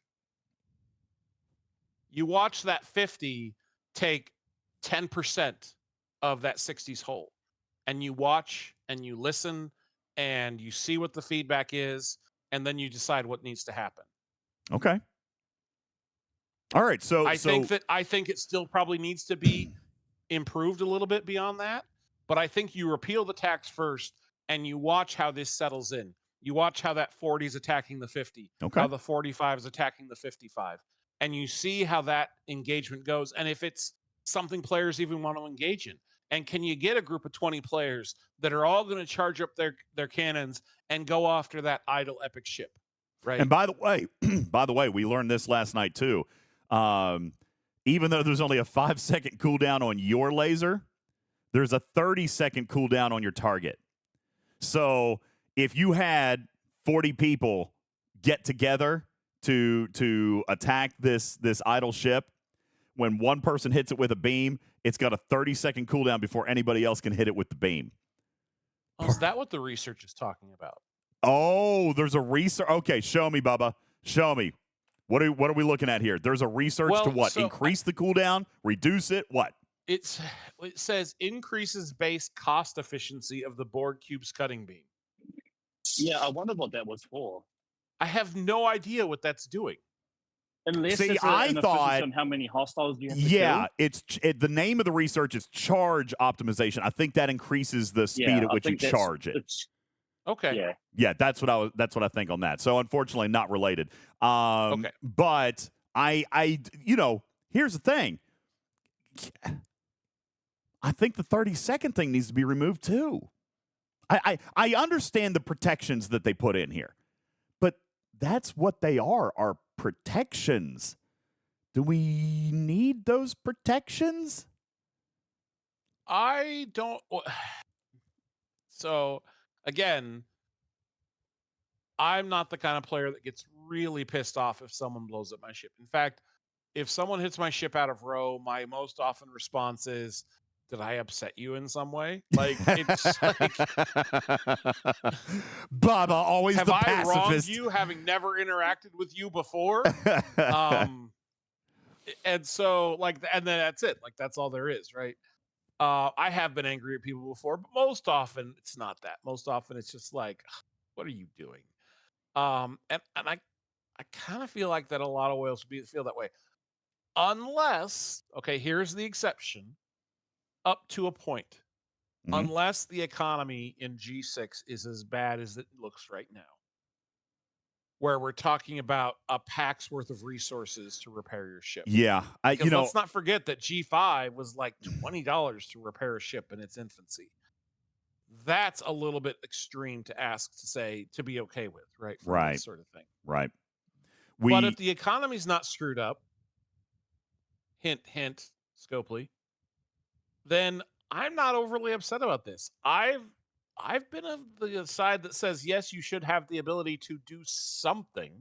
I don't think it's necessarily that in a normal combat scenario, you can just, you should be able to go pound for pound with my ship, right? Sure. Your ship should not go pound for pound with my ship. Like, that's why you build a bigger ship, mm-hmm. right? So I think that I'm not against the idea of making this better, but my first thing I would do is I would repeal the tax and watch what happens. Are people using the cutting beam in PvP? Is it a problem? Do you start to hear people that are in the higher ops range start to really complain? My ship is idle for a minute and then it goes boom. Like, is this a real problem? Right. And if it's not, and people are like, it's still not powerful enough, it's still not getting the job done, and there's no one complaining about they're feeling like they're being ganged up on, then I say that's when you make it a point. That's when you make a point to try and improve it. But I think the first thing you have to do is repeal the tax, because that tax, those numbers are absurd.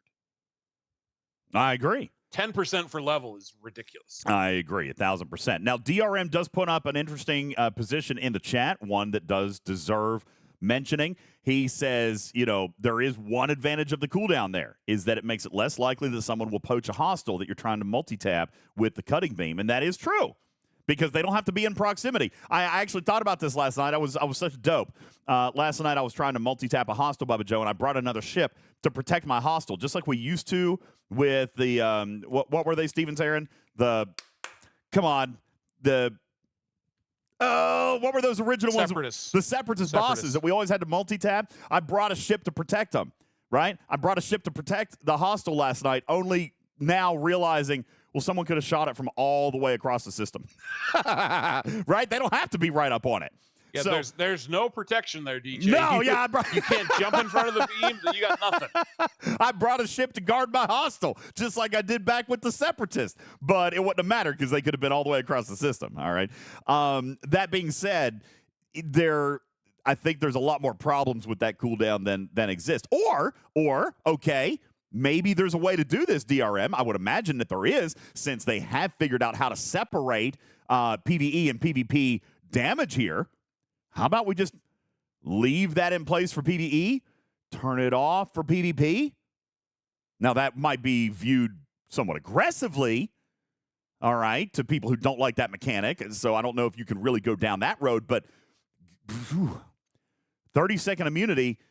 And again, you know what? Here's the next thing I'll say, Bubba Joe. Bucks. Here's the next thing I'll say. If they ramp these numbers up significantly to where it takes me 8 or 10 or 12 hits to take you out instead of 240, then I'm okay with the cooldown.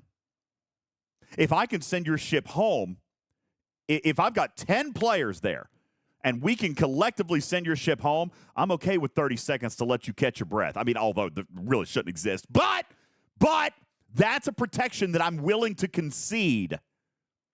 You know what's interesting? If I had the capability to send your ship home in 10 hits. You know what's interesting is that if you are doing this by yourself, that 30-second timer doesn't matter at all. Yeah, you're right. If you're doing this by yourself, it probably takes you 30 seconds to charge it up again. Exactly. So that really is only there to prevent the gang up mechanic. Yeah. And in that scenario, I'm not overly I like preventing the ability to gang up. I think that you should be allowed some strategy, but I've said this openly. I dislike coalitions. Yeah. I dislike that mechanic. I dislike sending 22 alliances to a territory to try and, keep someone out. I don't like that mechanic. It feels like bullying to me. And it feels like this is something that could turn into bullying, but it's also something that could turn into punching up a bunch of 40s that get to take out a 55 or 60, right? It feels like that there is the potential for something like that, and that seems like it would be cool. So I'm of a mixed opinion on the 30-second timer. But again, I think the right thing to do is to say we are going to remove the tax and watch what happens. I can see that point. It. And I see this message in chat. I'm going to come back and read it because I value his opinion up there at Op 60 and probably higher now. Captain Anders says, I think Scopely could be ahead of you on this issue. If everyone has the all-powerful cube, people would invest in having extra faction ships, and diversity of ships adds to fun and sales, and I don't disagree. However, I'm not saying it should be the go-home cannon, Anders. I think that it should be damaging. I think it should be feared. I think it should be ominous. But it's still not going to I still need my faction ships to progress it, which is why I'm actually okay tying it to that. I'm okay tying it with faction progression to make it better. And not only that, but as I'm progressing my faction ships, I've got another more capable ship. Maybe I use that cutting beam to zap you down to 70%, and now my PvP ship has the opportunity to actually take you out, but I couldn't take you out when you were at 100% hull. You know what I'm saying? I like what this represents. Again, let me be very clear. I do not believe that the Borg Cube should be a go-home cannon for anybody. I do not believe that. Okay? I'm not saying that, but I definitely think it needs to be beefier than what it is right now. 240 hits with a 30-second cooldown is not enticing to me at all. None. Zero. I was excited about this cube. If somebody asked me right here, right now, Bubba Joe, at this moment, I got to be careful with how I say this, but if somebody said, is the Borg Cube worth getting today? Well, it's fun to own, but it's giving me no real utility as of yet. Is that a fair assessment, Bubba Joe? It's fun to have. I'm glad that I own a cube. It's cool to own. The videos are great. The graphics are amazing. It's cool. But as of this moment, it is giving me no utility. And based What's on the utility you would want? Exactly what I just said. Now, again, I'm a PvPer, okay? So again, yeah. So for you, it's PvP. Yes. Right? Yes. You want a PvP ship. Yes. Right? Well, yes. I got news for you, DJ. Go build a bigger ship. Bubba, come on, get off that, okay? I just said I don't want it to send you home, all right? But I feel like it should close the gap a little bit. I feel like it's not unfair for you and I to be 5 ops levels apart. I don't think it's unfair for me to do 20% damage to you. 20%? You know what I'm saying? Like, if I took my best PvP ship against your best PvP ship, you said the other day, I'm not getting off a shot. We're only 5 ops levels apart. I said you would do 0 damage. There's a difference. Oh, okay. I do 0 damage. Fair enough. I'll do 0 damage. 0 damage. I think you'd get shots off, by the way. They would just be completely and utterly mitigated or zeroed out. They'd be zeroed out, wouldn't they? They'd be zeroed out. Yeah. Because of Scopely's own busted game design. Because Scopely's own busted game design. 5 ops levels separate you and I would do 0 damage. I don't think that's good. I think this Borg Cube could fix that, but they've got to get aggressive. All right? Well, so I think that, again, I want to see it in action. I want to see it as a flat amount that you can do to a 20, or you can do it to anyone within your PvP range, right? Mm-hmm. I want to see how that evolves. I don't want to tell a 28 that has their level 1 cube, you can't go hit someone that is 10 ops levels ahead of you. I want to tell you that you can go hit a 40. You and your entire alliance of 28s can unlock this cube and go hit a 40 and see what happens. But right now, if they do that, they use 0. And I'm seeing this in the chat. Is the beam limited to PvP range? Yes, it is, Zula. So you are still limited to your PvP bracketing, which presumably means that you could use it in territory wide open. All right. But I'm seeing this a lot in chat. Listen, okay, I love the hype on the cube. I love the cube. I love the concept of the cube. I love the Borg. I love the art. I'm with you, DJs. I like all of this. But why should I invest in something that's going to give me no utility? Let's look at the PvE side of it. The PvE side of it will eventually be good, but again, only for certain hostiles. All right? Like you mentioned, Bubba Joe, for Q's trials, you will never use the Borg on your Q's trials. Ever. Correct. You will never use the Borg on freebooters. Ever. Correct. You will never use the Borg on... No. I think I can use it on... I think I will eventually be able to use it on freebooters. Okay. All right. Let's see. Let me look. A freebooter 60? They have more than 80. Yeah. At tier 14, I can use it on freebooters. Okay. Okay. All right. I take it back then. Okay. There are certain areas of the... And by the way, I also agree. Should this thing be a universal, we use it everywhere kind of thing? No, I don't think that either. All right. I'm fine if Q's trials are off limits to the Borg Cube. It's going to help some of us along the way, probably, but it won't help at the upper levels. That's fine. I'm okay with using strategic ships for strategic objectives in this game. I'm fine with the cube working here and not working there. And that's what I mentioned the other day. I feel like the PvE side of this doesn't look horrendously bad. I do think it's a little soft. I think it's a little soft. I think it's a little soft. I think it's a little soft, especially probably around, well, probably all the way up. Probably tier 10 or tier 12 and down. It's a little soft. All right? But that's an easy fix. I think the PvP is just way off.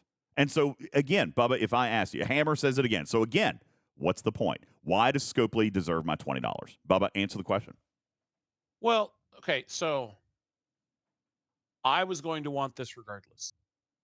I'm one of those players that for 5 years has said, man, it would be really cool to fly around a board cube. Yeah. And so I'm going to engage in the board cube loop. Hopefully it will get to a point where I can use it regularly for something, some aspect of my game. I'm hopeful for that. And we'll see how it goes. But I'm happy, as a Star Trek fan, I'm happy to be flying around in a board cube. I think flying around in a board cube is cool. Yeah. Just like the same feeling I had flying around in my Enterprise D. Now, that's a much more powerful ship out of the box because you have to be such an ops. But flying around a board cube, like that fills all of my, fanboy vibes. All right. Okay. Now, if you're not a fanboy, if you're not the person that's like, yeah, I don't care, that doesn't bother, that doesn't help me. How does it help me in game? And what I would say to that is the research that it's going to help fuel looks to be useful across the board. It is not limited to the board cube. And so I believe that this loop is going to help you generically, not just with your board cube. It is going to help your board cube, but it is also going to help you in a general sense. That makes the loop worth engaging in. Now, how much is it going to help you? That's going to depend on where you are in the game. But this looks like a useful and engaging loop. And if this is keeping up with all of your ships, if you are progressing this and your ships at the same time, this is easily going to be your second biggest ship for a long time, maybe forever. And what is it that we have just been doing starting about 6 months ago, where we were like, man, all I have is the one good ship that can go do this. I really need 2 more ships to be able to go reach this thing.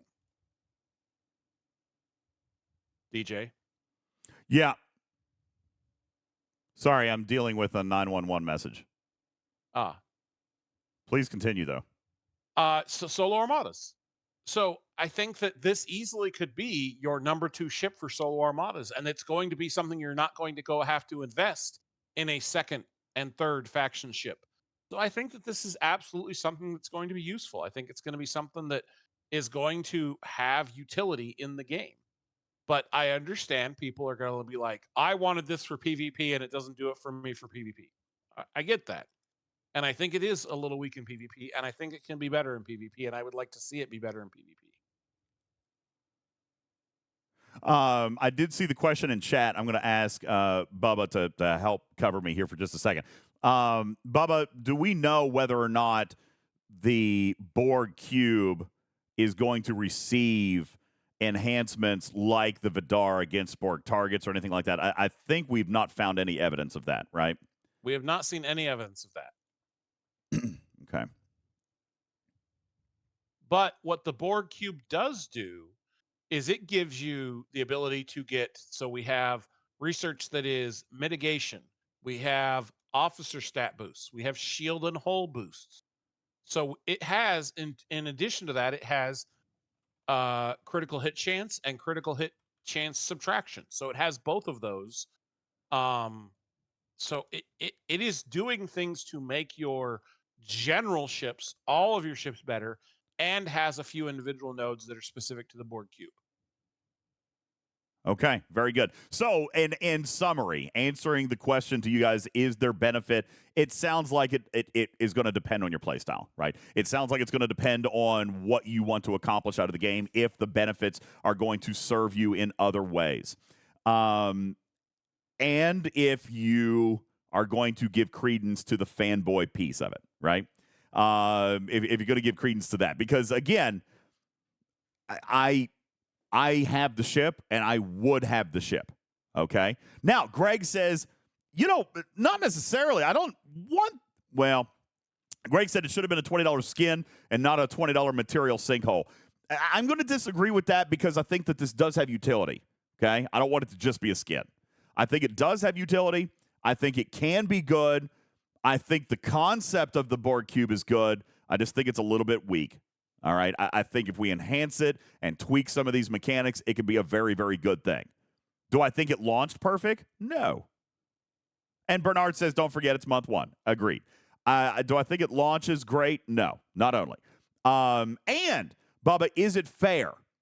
This will be my final thought before we take our last break. We're going to come back to G6 and hazards. Is it fair to expect this kind of heavy utility out of a ship that was acquired for $20? Or does it deserve time to grow? This is something that we're going to talk about probably deeply on the other side of the break, Bubba. One of our fundamental differences on hazards is how it was launched and what tools were available to enhance it now. If the board cube was available for $20, does it deserve to be a wrecking ball now? And are we wrong to expect that, or does it deserve time to mature? Well, I mean, I was not expecting to have a tier 10 ship today, right? That's not a realistic expectation. I was expecting that I would have a tier 1 ship that I would be leveling up. And as a tier 1 ship, it has tier 1 limitations. And as a tier 2 ship, it has tier 2 limitations. I'm not disappointed with how it's performing as a tier 2 ship. As a tier 2 ship, I am hitting hostiles that are significantly higher than what your average Ops 30 is going to be able to hit. Now, I have a lot of research helping me out. Yeah. But a lot of that research isn't applied because a lot of that research is faction ship specific. Well, this that's is true. not that. That's true. So I do have some research. There's some generic research that is helping me, but I'm not disappointed with the PvE performance of this ship. Okay. What are its base stats looking like? Like, what's its base crit level compared to other ships? Not How's terrible. its impulse? What's Not its firing pattern? Not terrible. Firing pattern's good. As a matter of fact, if Jules is in the chat, I'd invite him up to talk for just a minute because we have to get ready to take a break. But Jules did a couple of charts for us on this thing. So here's where you're at. Okay, I'm going to show. I'll put this in the graphics room, and I'm going to put this up on the screen for those watching.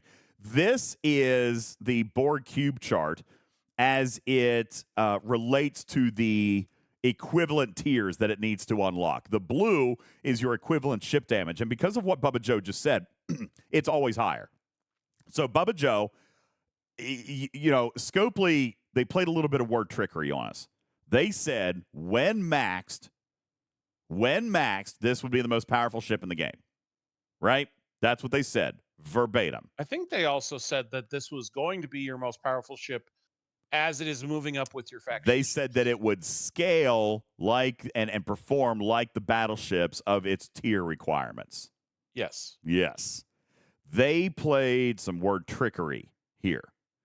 Will this ship be the most powerful ship in the game at max? That is correct. It will be. Jules Verne verifies it right here at tier 18 and not before. Not before. Now, Bubba, can we also claim that Scopely was accurate in their statement of this ship scales with the battleships as it continues to progress? Is that true? It is. It is. But before tier 18, will it ever be better than the tier? No, it doesn't even scale badly, Omicron. Look, it hugs this line all the way up. This chart is good. I mean, the scaling is good. They did scale it like a ship, like a battleship of its equal tier as it goes up. But it's never going to be number one, Bubba Joe. Not until tier 18. Okay? Not until tier 18. So they played the marketing game. They didn't lie. They didn't exactly tell the whole truth. Right? This ship will not be your best battleship ever. Okay? It'll never be your best battleship. It will also, your best battleship at equal tiers. Okay, never at equal tiers. And by the way, Hellbot. Oh, okay. Sorry, what you're saying. Okay, I thought you said the blue should have been the cube. And I don't agree with that. That's what Captain Anders was saying. No reason to do anything else in the game if it's always going to be the number one ship. Okay? So I think that this thing scales appropriately. But you're right. With their claims, with their marketing, you would have thought the blue would have been the cube line. All right? Now, Tiberius says, you sound surprised by that. Not really.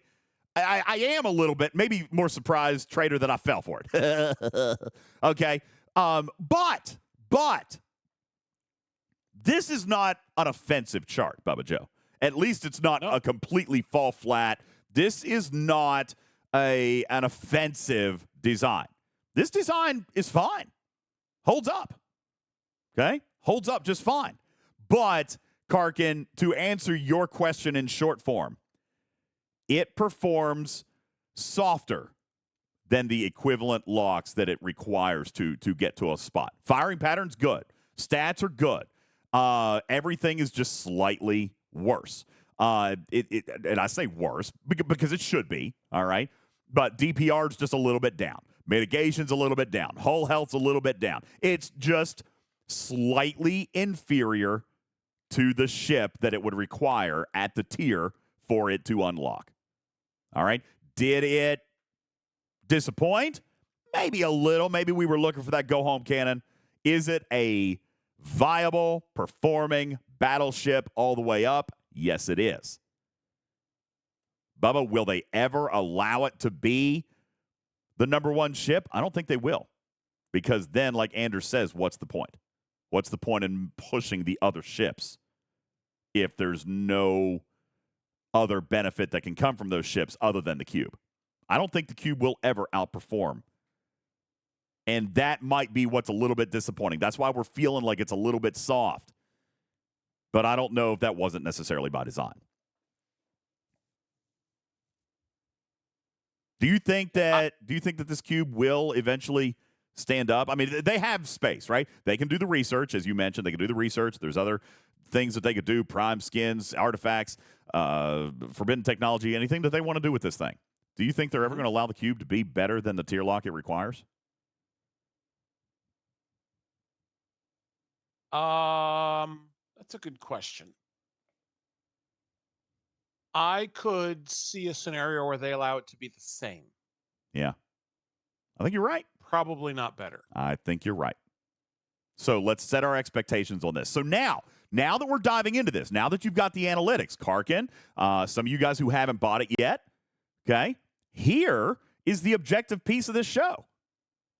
Right here is your analysis. Right here is your breakdown of what it actually is. Take the hype out of it, Bubba Joe. Now we know what it is, what it can do, what it's not doing well, what it is doing well, and how it will grow. Is this worth $20 to you? It is. It's still to me. Yes. Bubba, is it still worth $20 to you? I do not regret having purchased the ship. Okay. That's fair. Okay. Fusion says no. Sugar Fat Man says no. And that's okay. This is where it's okay for you to make that decision. This is perfectly fine. This is where it's okay for you guys to make this decision. Seeing this data, seeing the performance, it is still worth $20 to me. To me. And full disclosure, I didn't even have to pay $20 for it.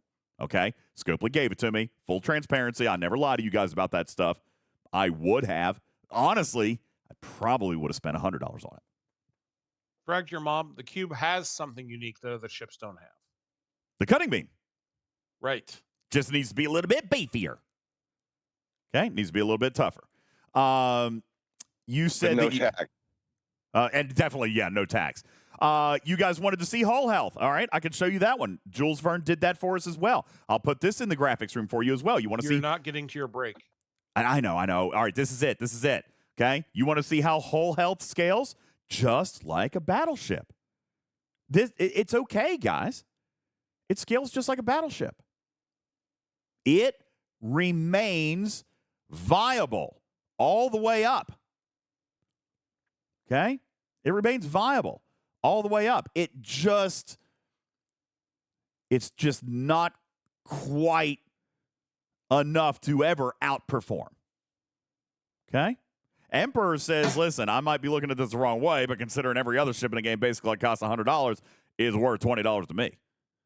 I agree. I want to address.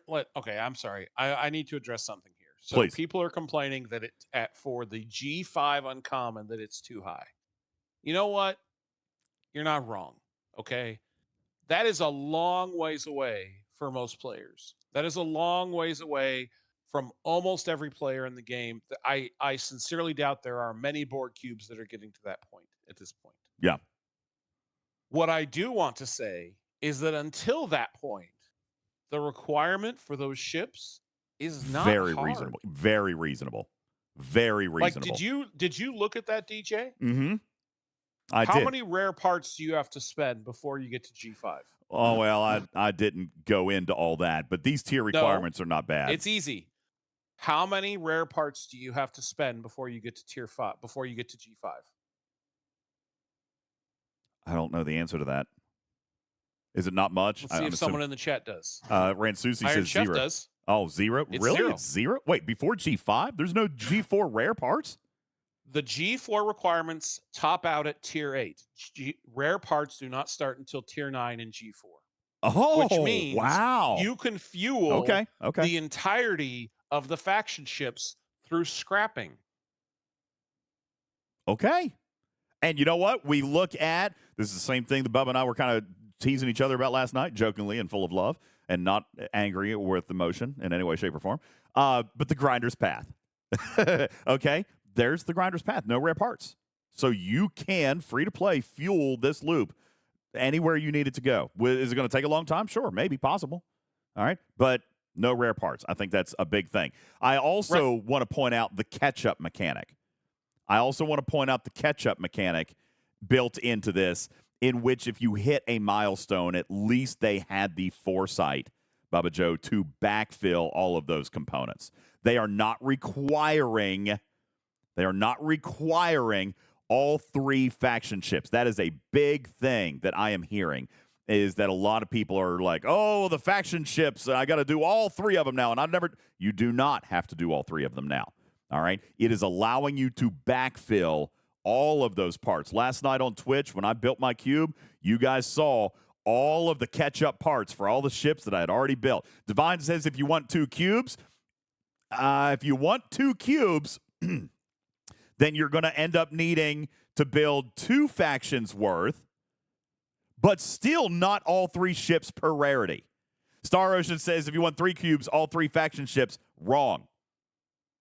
Not at every level, Star Ocean. All right? You would just need to kind of build evenly there. For example, if I'm getting ready to build a Sanctus, then maybe I should have wanted to build a Vorcha right before there. And then maybe I'm going to build the Enterprise D. I got to be careful. I got to plan my parts now, Bubba. This is where an issue becomes, is with parts. I agree. All right? I agree. But you can backfill it.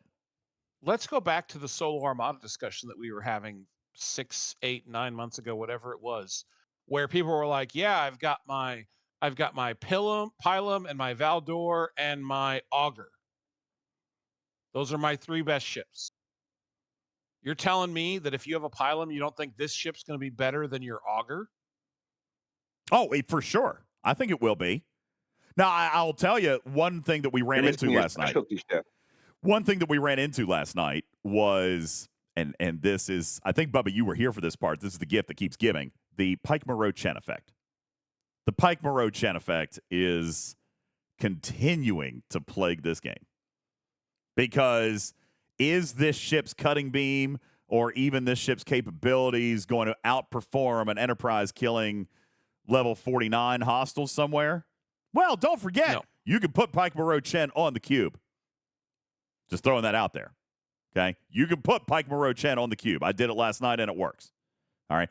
But Pike Moreau Chen is the wild card there, not the ships. This is balanced for the ships, albeit a little soft, but it's balanced for the ships. It's not necessarily balanced for the crew. Good news is you can take that crew and put it on the cube. All right. Hey, DJ. Yo, Jules, welcome, man. We were showing off some of your brilliance. Is there anything? Listen, I'm way overdue for a break, but can you wrap this up? Do you have something that you would like to specifically point out or comment or correct or affirm anything that we've said about this cube? You deserve. You've done so much. You probably have more analytics on this than Bubba, me, or anybody else in the game. If someone asked you if this ship was worth $20, what's your answer? Oh, absolutely. But I only have a limited time too, so works well for your break. I got to jump back to teaching a different class. But I have a confession to make about this data. I took the base of the tier that you're able to get to with the Borg cube. But that Borg cube is limited only in the warp component. So you can still upgrade all of the weapons, shield, and hull of the Borg cube to the next mark part up, correct? Right. So this chart is a little misleading. The charts that you have in the graphics room are a bit misleading because what you're seeing is a naked tier. Let's take a look at a full tier. I have included this. And now let's just give the caveat here. It's still a naked tier of equivalent ship. So if the equivalent ship is a tier 6 Newton, it's still a base tier 6, naked tier 6 Newton that it's comparing itself to. So it may look similar in its actual trajectory, but we're not talking about any faction research already. We're still just looking at base, and we're not talking about those tiered equivalent ships also having parts that would make it the next tier up, next part up. Does that make sense? It does make sense. And even though it's not exactly an apples to apples comparison, does this not make you feel a little bit better about the cube's performance and what its capabilities are at the locks? All right. This definitely. I was not upset with the cube's performance already. Yeah, I wasn't either. But this certainly makes it look a little bit more in line. This actually, can I just be honest? Because I don't like calling Scopely out when they have just said something wrong, because I a lot of times I'm sure it's miscommunication or error or breakdown in data. I never like to say that they lied. This actually makes me feel a little bit better, Bubba Joe, because they did say to us, right, that this ship will perform comparably to the battleships of their tier locks. This actually makes me feel a little bit better about that. So, Jules, I appreciate the corrected data. Do you feel that Scopely kept their word when you say that the cube is going to perform as a comparable battleship all the way up? You know, I actually do praise game design in some of the things that I have found while trying to do the research and analysis of this.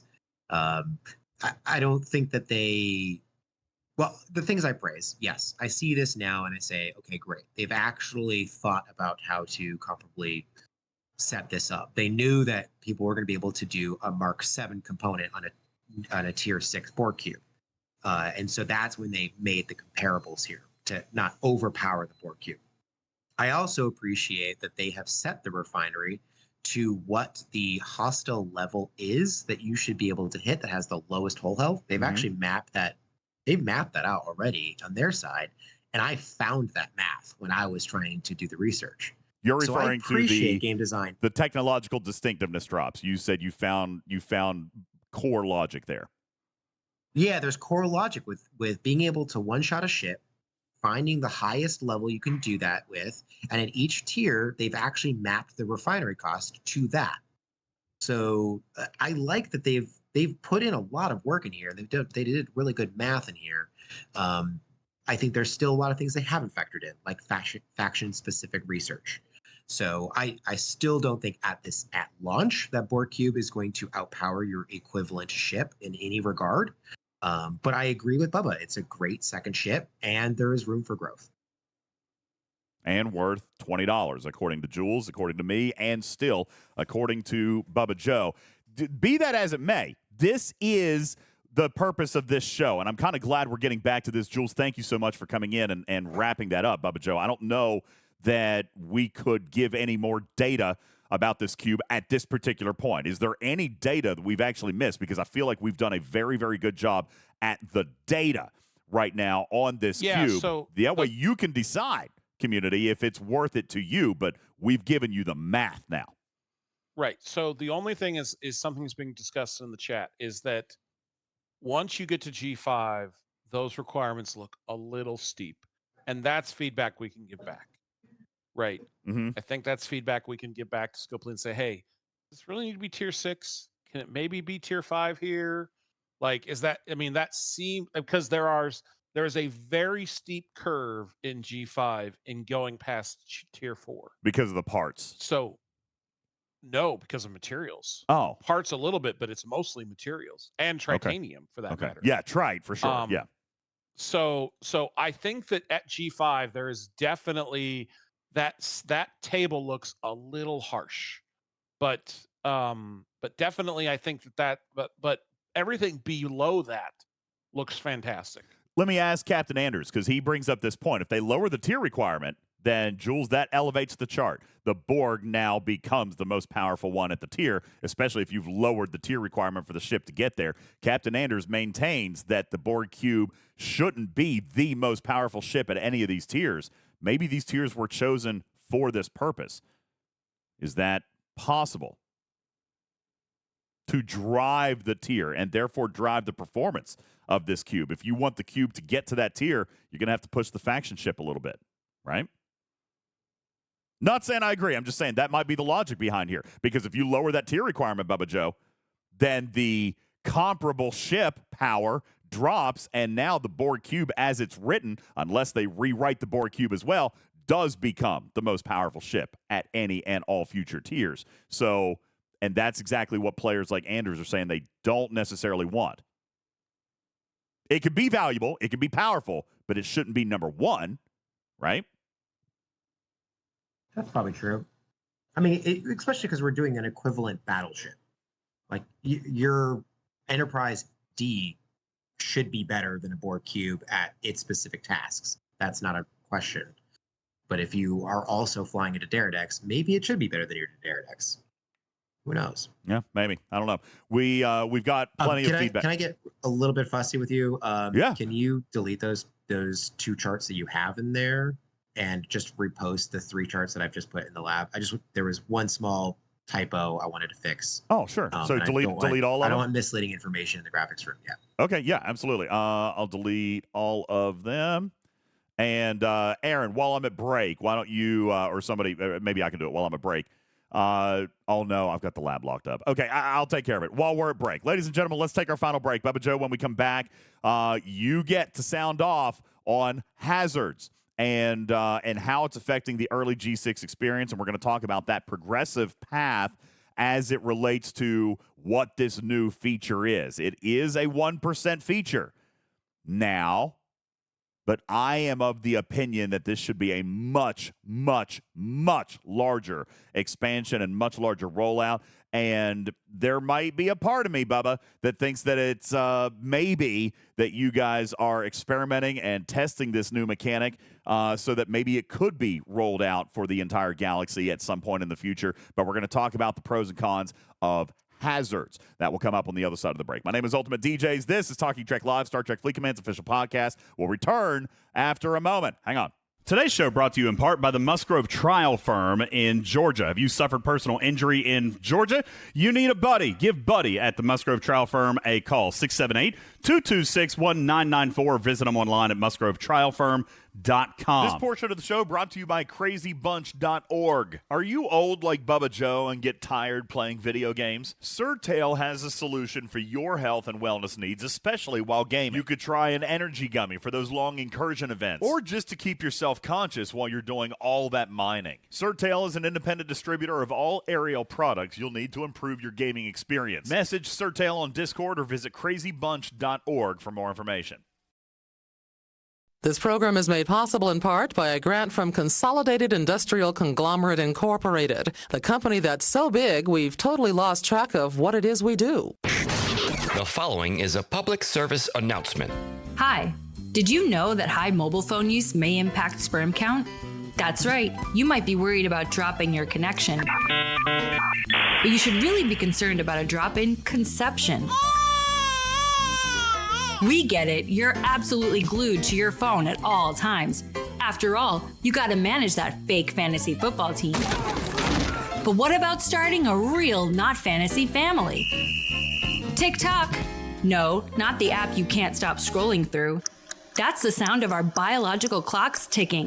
So log off Instagram and stop checking out bikini-clad influencers swimming in pools. Oh, yeah. Otherwise, there's no hope for your little swimmers. This message was brought to you by Balls. Brides against lots of lost sperm. First, there was Night of the Living Dead. They're coming to get you, Barbara. Then there was Dawn of the Dead. Now it's the newest sequel that's keeping America up at night. Nap Time of the Sorta Dead. I'm Joe Biden. Hello, everyone. It's the horror movie with two old zombies vying for control of the nation. Because Joe Biden is very much alive and running for re-election. One talks too much. Nobody can do that like me. And one can't talk at all. Is this a joke? Did we mention these guys are really... I'm really rich. Really? I don't remember that ever happening. Really, really old. Don't make it sound bad. Nap Time of the Sorta Dead. Coming soon to an early bird drive-in near you. I'd love that.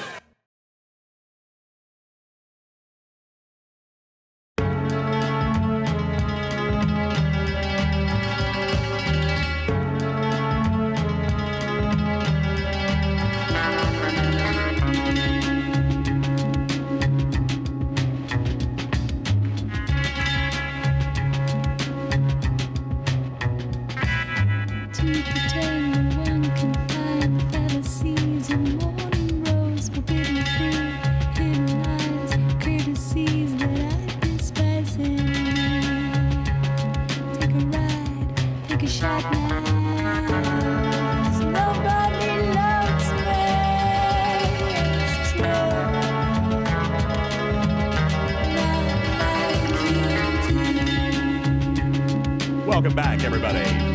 Yeah! My playlist is a little eclectic today, a little Portishead for you. The track is called Sour Times. Good afternoon. Welcome back, everybody. My name is UltimatDJz. This is Talking Trek, Star Trek Fleet Command's official podcast. Appreciate you guys all being here. Welcome into our panel of guests. Jules Verne has been here. Trader popping in here and there. Bubba Joe, of course.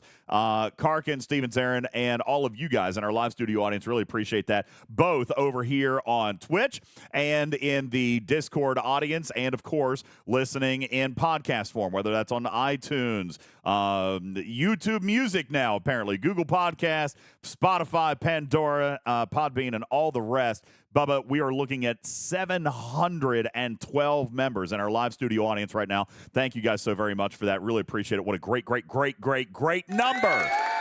712. Really appreciate it.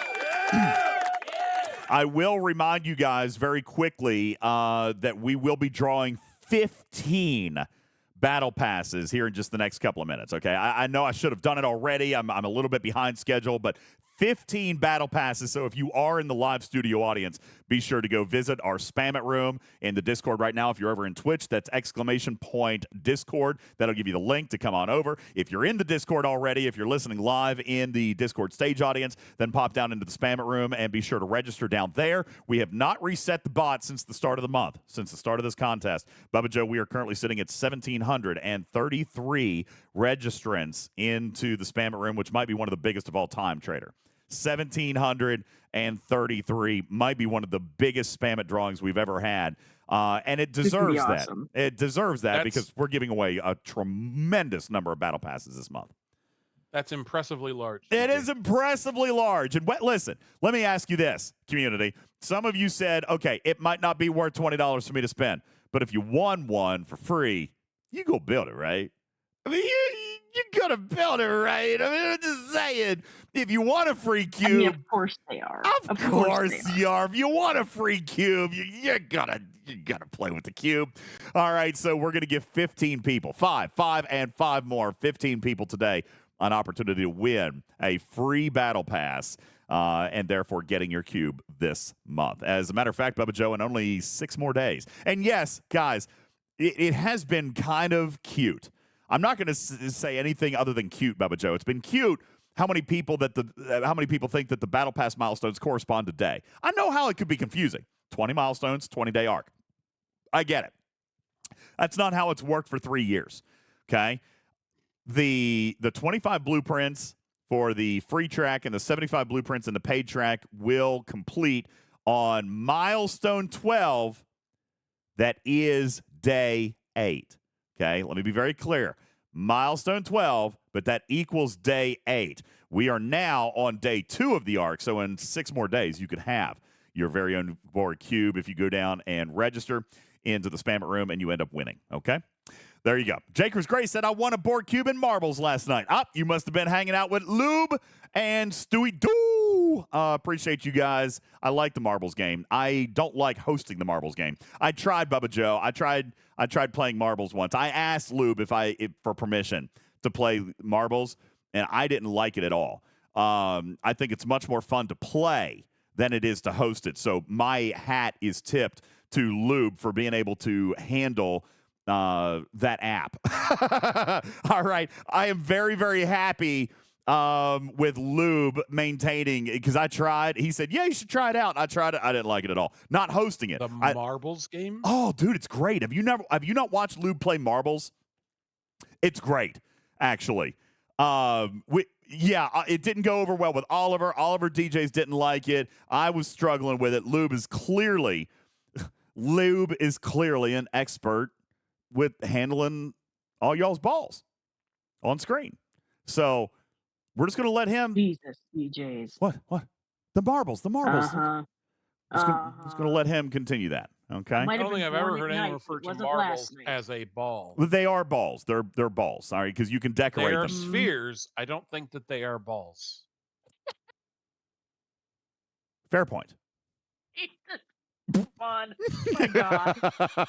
Y'all are going to hell. All right, fair point. All right. I mean, they listen. No, see, Galby says balls bounce. First it was pies, now we're going to redefine balls. These- Okay, what is the definition? Do balls have to bounce? 'Cause marbles can bounce. Marbles bounce. Okay. Right. They bounce. Well, I'm they on bounce, your but side they're of not the balls. bouncy. Huh? We are really going to go down a rabbit hole with this. This is gonna be the next iteration of is banana bread a pastry? Yes, Are marbles make it so, please, make it so. We could only be so lucky. Ransusi, thank you. Ransusi says the definition of a marble is a small, hard ball. All right, thank you, Ransusi. I am vindicated, Bubba Joe. Definition is on my side this time. All right, banana bread is not a pastry. Marbles are balls. All right. Wait, a football isn't bouncy? Of course a football's bouncy. A football's bouncy. Which one are you talking about? A football, pigskin, or like a soccer ball? Either way, they're both bouncy. Okay? Yeah, both of them bounce. Yeah, both of them bounce. Bubba Joe, back to the penultimate question. Is pineapple... There's Mark. Bubba Joe, is pineapple on banana bread okay? I would not have pineapple on banana bread. But I also wouldn't have pineapple on anything that isn't pizza. So. Oh God, no! I can't with you, man. I can't with you. All right. Yes, I know. Shock and horror. All right. Anyway. Oh gosh, this is. Listen, we did 2.5 hours of excellent content. It took 2 minutes. 2 minutes. Okay, that's all it took. Bubba Joe, tell the community why, in your opinion, I need to. You are wrong. Just sit down and be wrong. You are wrong. And be wrong when it comes to hazards up in G6 space. All right, I am going to sit back and be quiet. Bubba Joe and I talked about this. We have a plan, by the way. All right, we have a plan. We know how we're going to talk about this. All right, I've got points. Bubba did not change my mind. But we were able to talk about it in a way that was professional and courteous and loving. So, because he didn't change my mind, I didn't change his. But we do agree. Being professional and courteous earlier today. Yeah. Well, except for that ginormous FU emoji you sent me. But other than that, no, I'm kidding. He didn't do that. But no, listen, we came up with a game plan because there are problems. We do agree on what some of those problems are. I think we might disagree a little bit on what the solution for that is or what this feature should look like. So I'm going to sit back, microphone off. Bubba Joe, tell the community why you don't like. And by the way, why it seems like a vast majority, or at least a very large number of vocal G6 players are not happy with hazards. So hazards as a feature, like if you separate it from it being in a G6 exclusive feature, hazards as a feature are a drain on resources for virtually no benefit. There is a minor increase in mining speed and a minor increase in loot gain from hostiles. It's very minor. And what you end up with is a feature that is you are not able to engage with. You have to level up an ops, and to do that, you know, obviously you have to spend either resources or money and then resources. It is a feature that the only purpose is to siphon off resources from people. And so I want to put it like this. If hazards were deployed to, say, Ops 39 and up, and they just picked a bunch of systems to put hazards in, and then if you were going to interact with hazards, each individual, now again, that can't be done this way because everything is a hard ops log, but let's just say, for sake of argument, that you have to traverse an entire ops level. So if you're on the verge of going to 40, you would actually have to go to 41.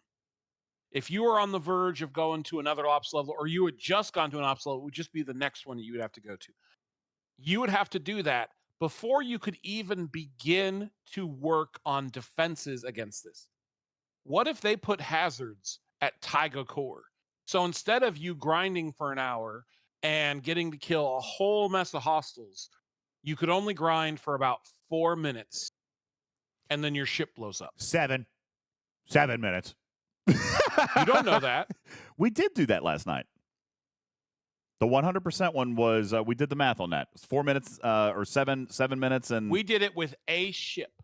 Well, we yeah, don't but know if it is damage it's or percentage. if it is percent. We do know. Okay. Well, I thought you were there for that. Okay, but we started to talk and it was starting to get late and escalated. But we have solved that formula. Now, real quick, this is actually a very, very good question. Late to the party says, Bubba, can you please, for non-G6 players, like what the F you talking about? Hazards What are hazards? are a status on a system. Okay.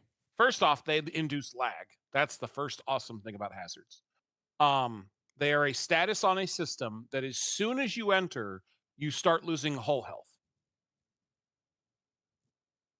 And so you can see in the picture here, right here in the graphics room, there is a icon on the system that shows a little hazard icon that says, this is a dangerous system. If you go here, you're going to encounter the hazard.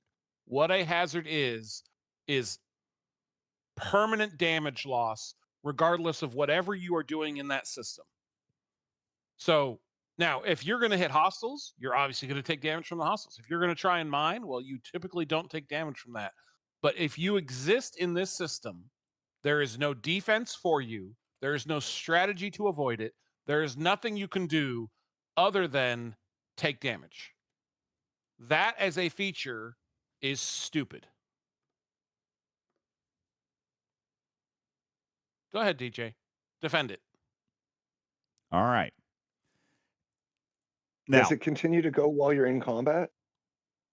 The formula for hazard damage is 1% per 5 seconds multiplied by the level of hazard in the system. Okay? So, for example, in the graphics room, I just now put in an example of Federation stateside. It's a level 63. It's a level 2 hazard. All right? It's 200%. So this system would be 2% every 5 seconds. Okay? Now, where do we start, Bubba? Lore-wise, I feel like it's an interesting lore mechanic. Ion storms exist. Radiation clouds exist. Dangerous nebulae exist. Some of the best episodes have occurred. Some of the best movies, The Wrath of Khan, the Year of Hell, and Voyager's episode with Janeway and the coffee. Some of the best episodes involve these spatial anomalies that can destroy or severely damage a ship. All right. Lore-wise, I think hazards are very, very lore-friendly. I don't disagree that it is costing you guys stuff, and we looked at the G6 repair costs last night briefly. They look crazy. They're very high. They're much higher than I would have expected outside of this month. Let me just say, for any budding G6 player, get up there, convert everything. Bubba, am I saying that wrong? Ripper said it last night. Convert everything. Use the max refines, the max everything on that bonus refinery. Convert everything you can through the bonus refinery this month, you Ops 61 players, because that refinery gets about 5 times worse at the end of this 30-day period. Vic says bonus refinery. Wait, we just had one. But I'm talking about there is a tax-free limited time bonus refinery for the G6 players to be converting their traditional resources over to the new Sigma resources, which we can talk about a little bit later. It's not necessary for the broader community, but they're changing the currencies. They've got Sigma resources now instead of traditional. Of course, the G6 materials, all right, instead of G5, but that was expected. But their tritanium is not the same as our tritanium anymore. They have Sigma tritanium. And Bubba Joe, what we determined last night, generally speaking, let's take a look at a maxed G5 epic. Okay. Now, you can say, Divine, that they're just concentrated. Fancy, fine. Okay, that's fine. But, Bubba Joe, we determined last night a maxed G5 epic costs in the neighborhood of, let's say, 12 billion tritanium. Okay? 12 billion tritanium. What's that? 12 billion tritanium to repair a maxed G5 epic. Ballpark. Yeah, that sounds about right. Okay. Last night, a tier 1, yes, shorts 12 billion. Last night, a G6 uncommon minor at tier 1 cost 340 billion tritanium. Max G5 Epic Warship, 12. Tier 1 G6 minor, 340 billion. Okay? Tech One says, what happened to the currency converter they hinted at? It's there. It's there. And that's why I'm saying use it. Max it out this month. Max it, max it, max it, max it, max it. Use it all. Okay? Use it. Because it is a way better conversion. All right. As a matter of fact, last night we determined, Bubba Joe, that the actual cost for this month is not 340 billion tritanium. The actual cost for this month is, in fact, actually about 40 billion tritanium. That is probably acceptable, Bubba Joe. G5 Epic at 12 billion, G6 Uncommon, Tier 1 starting out at about 40 billion. All right. That would probably be reasonable. But after this 30-day period, it's going to jump up to 340 billion. Okay? So you budding G6s, you need to get up there, okay? You need to get up there, and you need to, I mean, if that was your plan, okay? So the repair costs are high. And circling all the way back, the formula for hazards is 1% times the level of hazard per 5 seconds. And when I say percent, I don't mean of starting health, do I, Bubba Joe? They actually thought of this one. It is of the capacity health of your ship. So, like, we've got other things, like burning is 1% of starting health. So it doesn't take 100 shots to kill somebody with burning, does it, Bubba Joe? It actually takes something like 233 because it's this, what are they? Declining returns, except that's not what I'm trying to think of. Diminishing returns. Thank you. Whew. Diminishing returns. Okay? Hazards don't. Hazards don't. Hazards take the capability of your ship, what it should be, at fully repaired 100% status, and takes 1%. Okay? Takes 1%. In a level 1 hazard system. So, Bubba Joe, real easy math here. If we're in a level 1 hazard, and let's say we're mining, so we're not taking damage from hostiles or doing anything else. If we are fully repaired, we go up and we're going to mine in a level 1 hazard system. What is the maximum amount of time that we can mathematically survive? 8 minutes and 20 seconds. 5 seconds times 100 is 500 seconds. Divided by 60 is 8 minutes and 20 seconds. That is the mathematical maximum amount of time that a ship can survive in one of these hazard systems. Now, what does it do? Bubba Joe, I'll let you take the lead on this. Why even fly into a hazard system at all? Do you have to? You like spending resources. Okay, fair. Do you have to? Like, does the progression of Op 60, is that the only place to get your resources and materials? Why fly into a hazard system? Well, now, hang on. So I said you have to separate hazards as a feature from G6 progression. Okay. Evaluate hazards. Why would you subject your ship to this? Okay. So what is the function of hazards as you see it? What is the comparison of using a hazard system and a non-hazard system? You get a slight additional mining speed or a slight additional hostile bonus. All right, let's be mathematical. It's 75%. Now, for the record, I agree that that's still not enough. Bubba and Joe and I agree on that. It's a 75% boost in mining speed and hostile drop rate. 75%, Bubba, you and I agree, is not enough. We did some math on this last night. It takes Bubba Joe, and by the way, the mining speeds are very slow. It's very slow. Now, it's not really in the noise, Benny Hill, because the mining rates are super slow. Okay? It took Bubba Joe from mining 10,000 an hour. It's not 75 to base. So if you are mining 10,000 an hour, you'll be mining at 17,000 an hour. Exactly. It is a net 75%. It's a net 75%. And yes, we have seen the G6 mining rate. Bubba Joe was mining last night.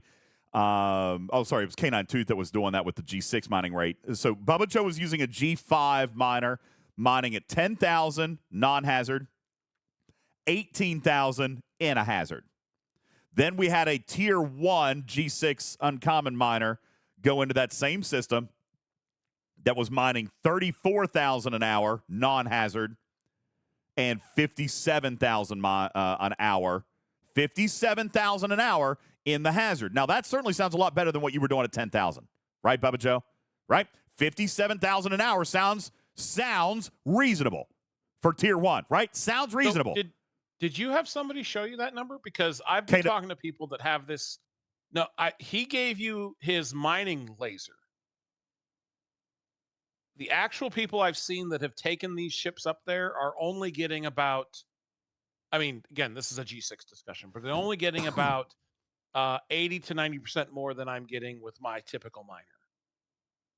Now, the hazard is I still might be more, wrong on this. K9 Tooth, can we circle back to yours? Because I thought, and by the way, most of my data has come from K9, all right? So if that's skewed or if he's wailing it out harder than other people, then maybe. But regardless, like that's a G6 comparison. But so the hazard system provides a roughly, and I did the math on the loot. It's about the same. It's about a 70% bonus in additional broken parts. Right. Okay. Now, here's the thing. Even if 57 was right, which a lot of people are saying it's not, so I'll concede that point. But let's pretend for a moment just that it is. Or let's just even call it 50. I don't care. Let's call it 50. An hour. We're missing the obvious point here, right, Bubba Joe? 50,000 an hour. Because you're not making it to an hour. That's right. We only get 8 minutes and 20 seconds. That way. 8 minutes and 20 seconds. Okay? That's all they're getting. So, in that hour of 50,000 mining speed, what are they actually getting? 50,000 divided by 60 times roughly 8. Bubba Joe, you're getting roughly 6,000. Yeah. You're getting roughly 6,000 before you die and beyond this 30 days. Right now, it's costing them 40 billion tritanium. 30 days from now, it's going to cost them 320 billion tritanium. Okay? Let's be fair about that. It's only costing 40 billion today, Bubba. 30 days from now, it's going to go up by 700%. Now, I'm going to take 6,000 home from that node by the time I die and pay that trite repair bill. This is where Bubba and I had, I think, our big separation last night. Yes. Because Bubba Joe is looking at what is expected of him. 6,000 is what he's going to pull home in one haul. But Bubba Joe, you have an event that is calling for how much? 84,000. 84,000. 84,000, meaning even with a G6 miner getting 6,000 per trip, he would have to spend 15 holes to finish this event. And by the way, is it an event that pays something great, Bubba Joe? Is it a big event? Is it like a daily? Is it like military supremacy? Is it like the Supreme events that gave you your superhighway stuff? Is it that? It is sourcing the only way to research hazard resistance. And it is a daily. It's a daily. That's Use where I a was mining trying. exocomp. There you go. Problem solved. There you go, bud. No, because the formulas haven't changed, but they're putting all of the stock, they're putting all of the beef in the base mining rate of the node. So, guys, do you want to know what the base mining rate is of this? 9 per hour. And the lucrative systems are 11 or 12 per hour. I think. Wasn't that right, Bubba Joe? Something like that? No, I think it's a little bit off. Do they have G6? No, not exocomps 1,000. yet? Not 1,000, Shiny. 9 per hour.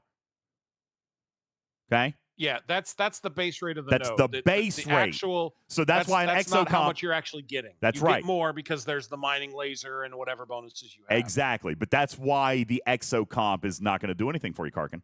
The exocomp will get lost in the mining laser of the ship. Okay? It gets lost. It's like using a damage boost with a tally. Okay? It gets lost. So where in addition to the daily, DJ, where we disagreed is let me see if I summarize your point. Okay. You believe that this is an interesting puzzle to solve, that this is something that can require strategy and you can engage or not, or you can develop your resistance, or you can do these things. And I'm telling you that none of those things are accessible. And the problem with that is that the most accessible thing of those things is a prime. And it is so much higher than anything else that you can do.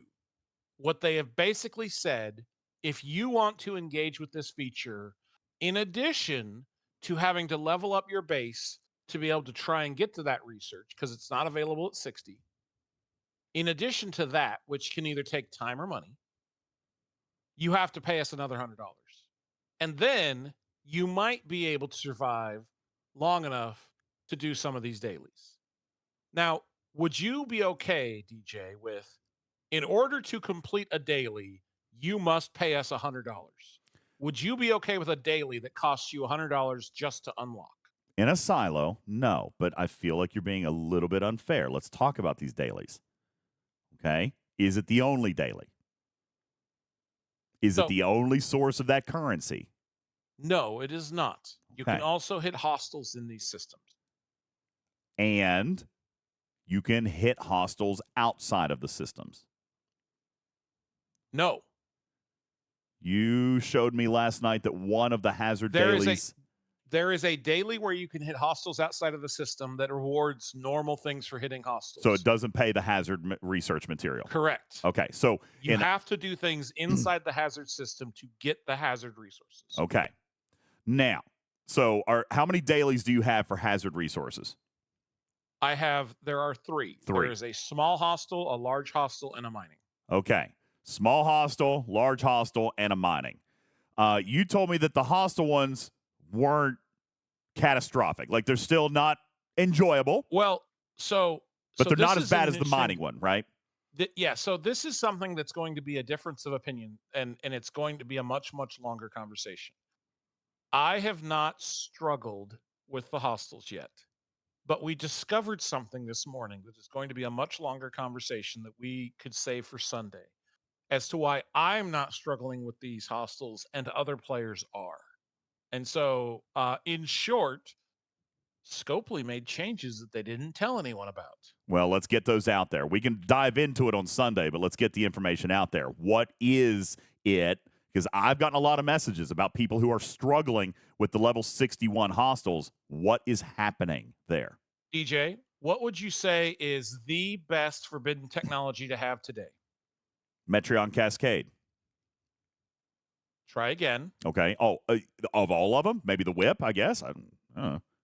Okay, so I'll concede the whip is maybe 1A. What is the next most important one to have for proceeding within the loop? Oh, the Q's Trials ones. Yes. Yeah.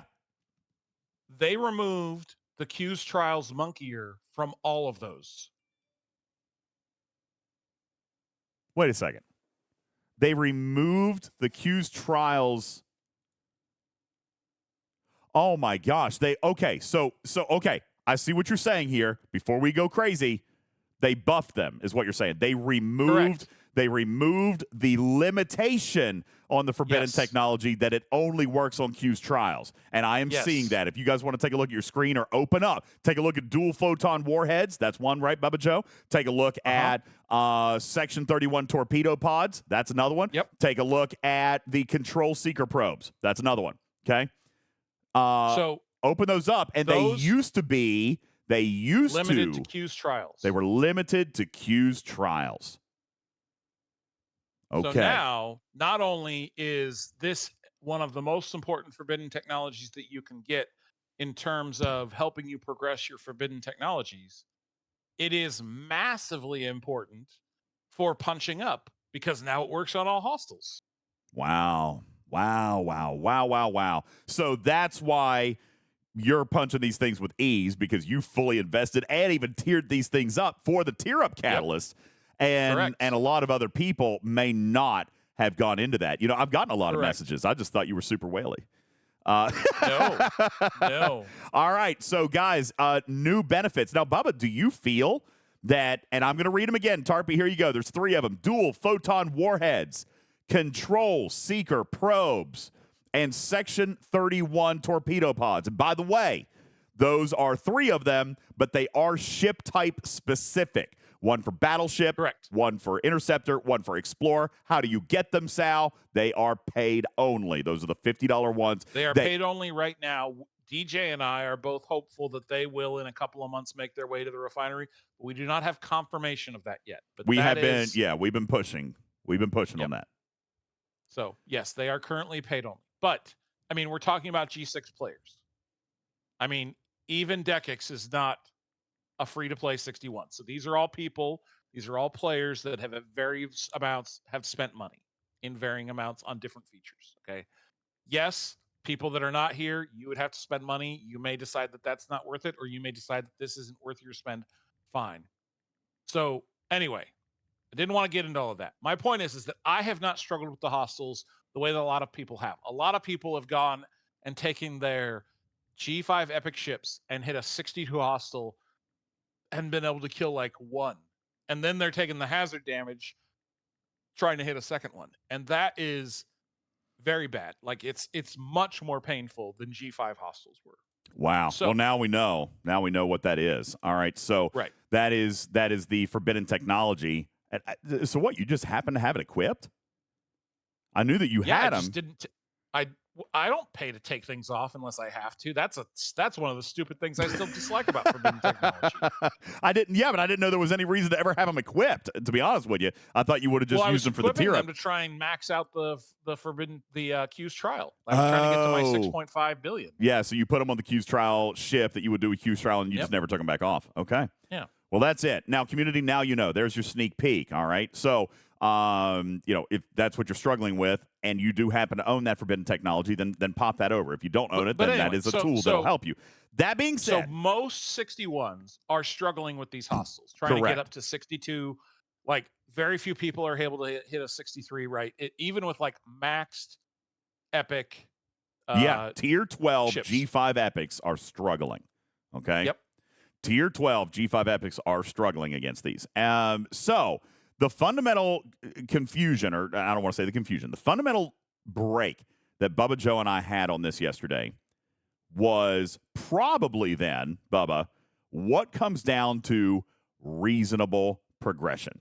My position yesterday may, even now with that new information, Bubba Joe, might alter a little bit. I might be more sympathetic to you now because of that.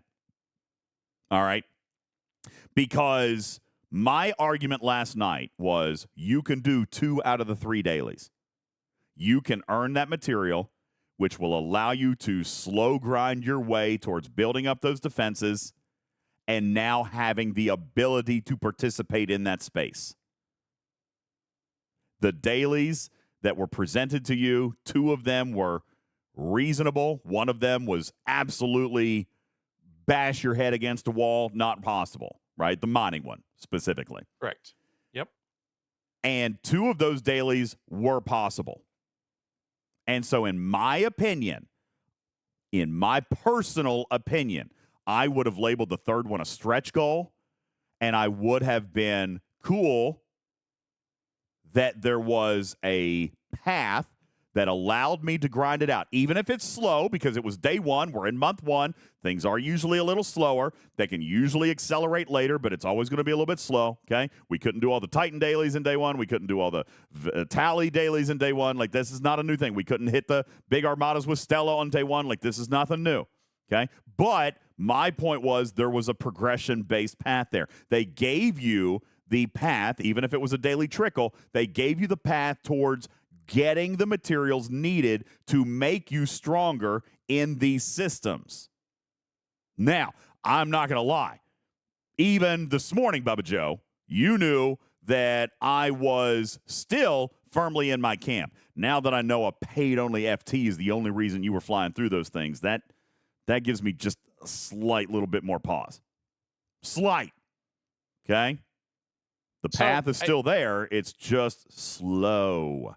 Yeah, and initially when we were talking about this, right, you were like, well, just go do the other things to advance your G6. And that's why I want to separate the idea of hazards from G6. Like, if they would have deployed hazards widely, right, G4, G5, G6, and turned a bunch of your systems and turned up the mining rate and turned up the hostile loot by, some small percentage.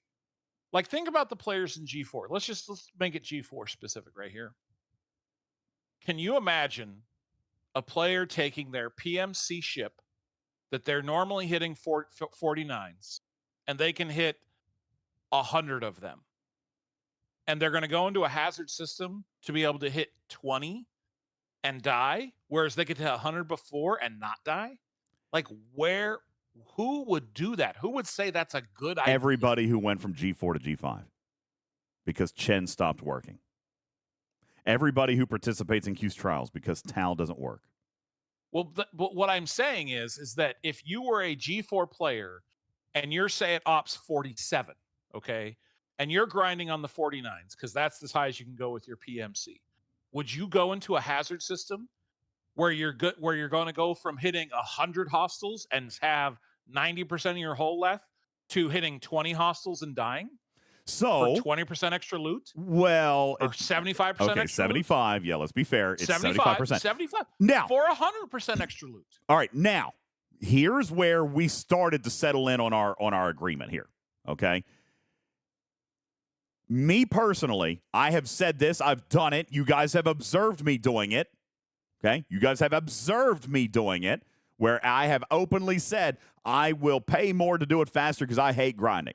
I will punch up. Designers have been on this show and talked about it. Trader has mentioned it. Bubba, you have even mentioned it. A lot of players. Dragon Keeper prefers it the other way. He's like, I'll hit down to make it cheaper because I can grind forever. Wambulance says the same thing. I'll hit down because it's cheaper. All right? And I just have to do it longer, but that's free, and I've got the time, and I like it, and it's good. I'm a grinder. I'm not. I don't like grinding. I would rather get it done faster. I would like to punch up, even if it costs me a little bit more in repair. And I say a little bit. I'm not talking about G6 being a little bit. I'm just saying, like right now, I can kill a 60 freebooter, or I only have to kill 56s. But I go and I kill the 60s. Why? Better loot, and the repair cost increase is negligible for me. So I would rather go and do it faster and get more. And I don't mind that repair cost increase, right? That's me. If I'm looking at an event, Bubba, you've talked about an event before where you've had to hit 100 hostiles, and I only have to hit. Look at Capital Cities now, where some players. The Worms Battle Pass event, Bubba. I have come to despise that as I've opsed up, just like you always have, right? The Worms event. If you're an ops, I don't know, call it an ops. What ops? 39. The Worms event is what? 2-3 worms? And you're done? Peter says you could do one. Okay, thank you. You can do one worm at Ops 39 and you're done. But Bubba, how many worms do you have to kill? It's like 40 or 50, I think. Yeah, mine's really high. It's like I thought it was higher than that. I thought it was like 50 or 60, but maybe whatever. Even if it's 40, it's terrible. Okay? So that is the kind of thing we're talking about. I was that guy. I was that player that would go and hunt in the capital city systems because a hostile hunt would let you only do 1 or 2 hostiles and you're done. Right? I was that player. You're not getting more for less, like for higher effort. You're actually taking a loss for what you could go drop down and grind. Exactly. Unless they're giving like a ×5 bonus. Well, but for me, it's about the time. I don't care. I don't want to hit hostiles. I don't want to hit 40 hostiles when I can hit 1. Okay, for me, it's the time. This is just extending it because if you're in a hazard system, apparently you'll get like you're saying you're going to get like 20% of what you would normally get. 75. No, so DJ, that's the point, right? In a hazard system, and I'm just making up these numbers. In a hazard system, you're going to be able to kill 20 hostiles and die.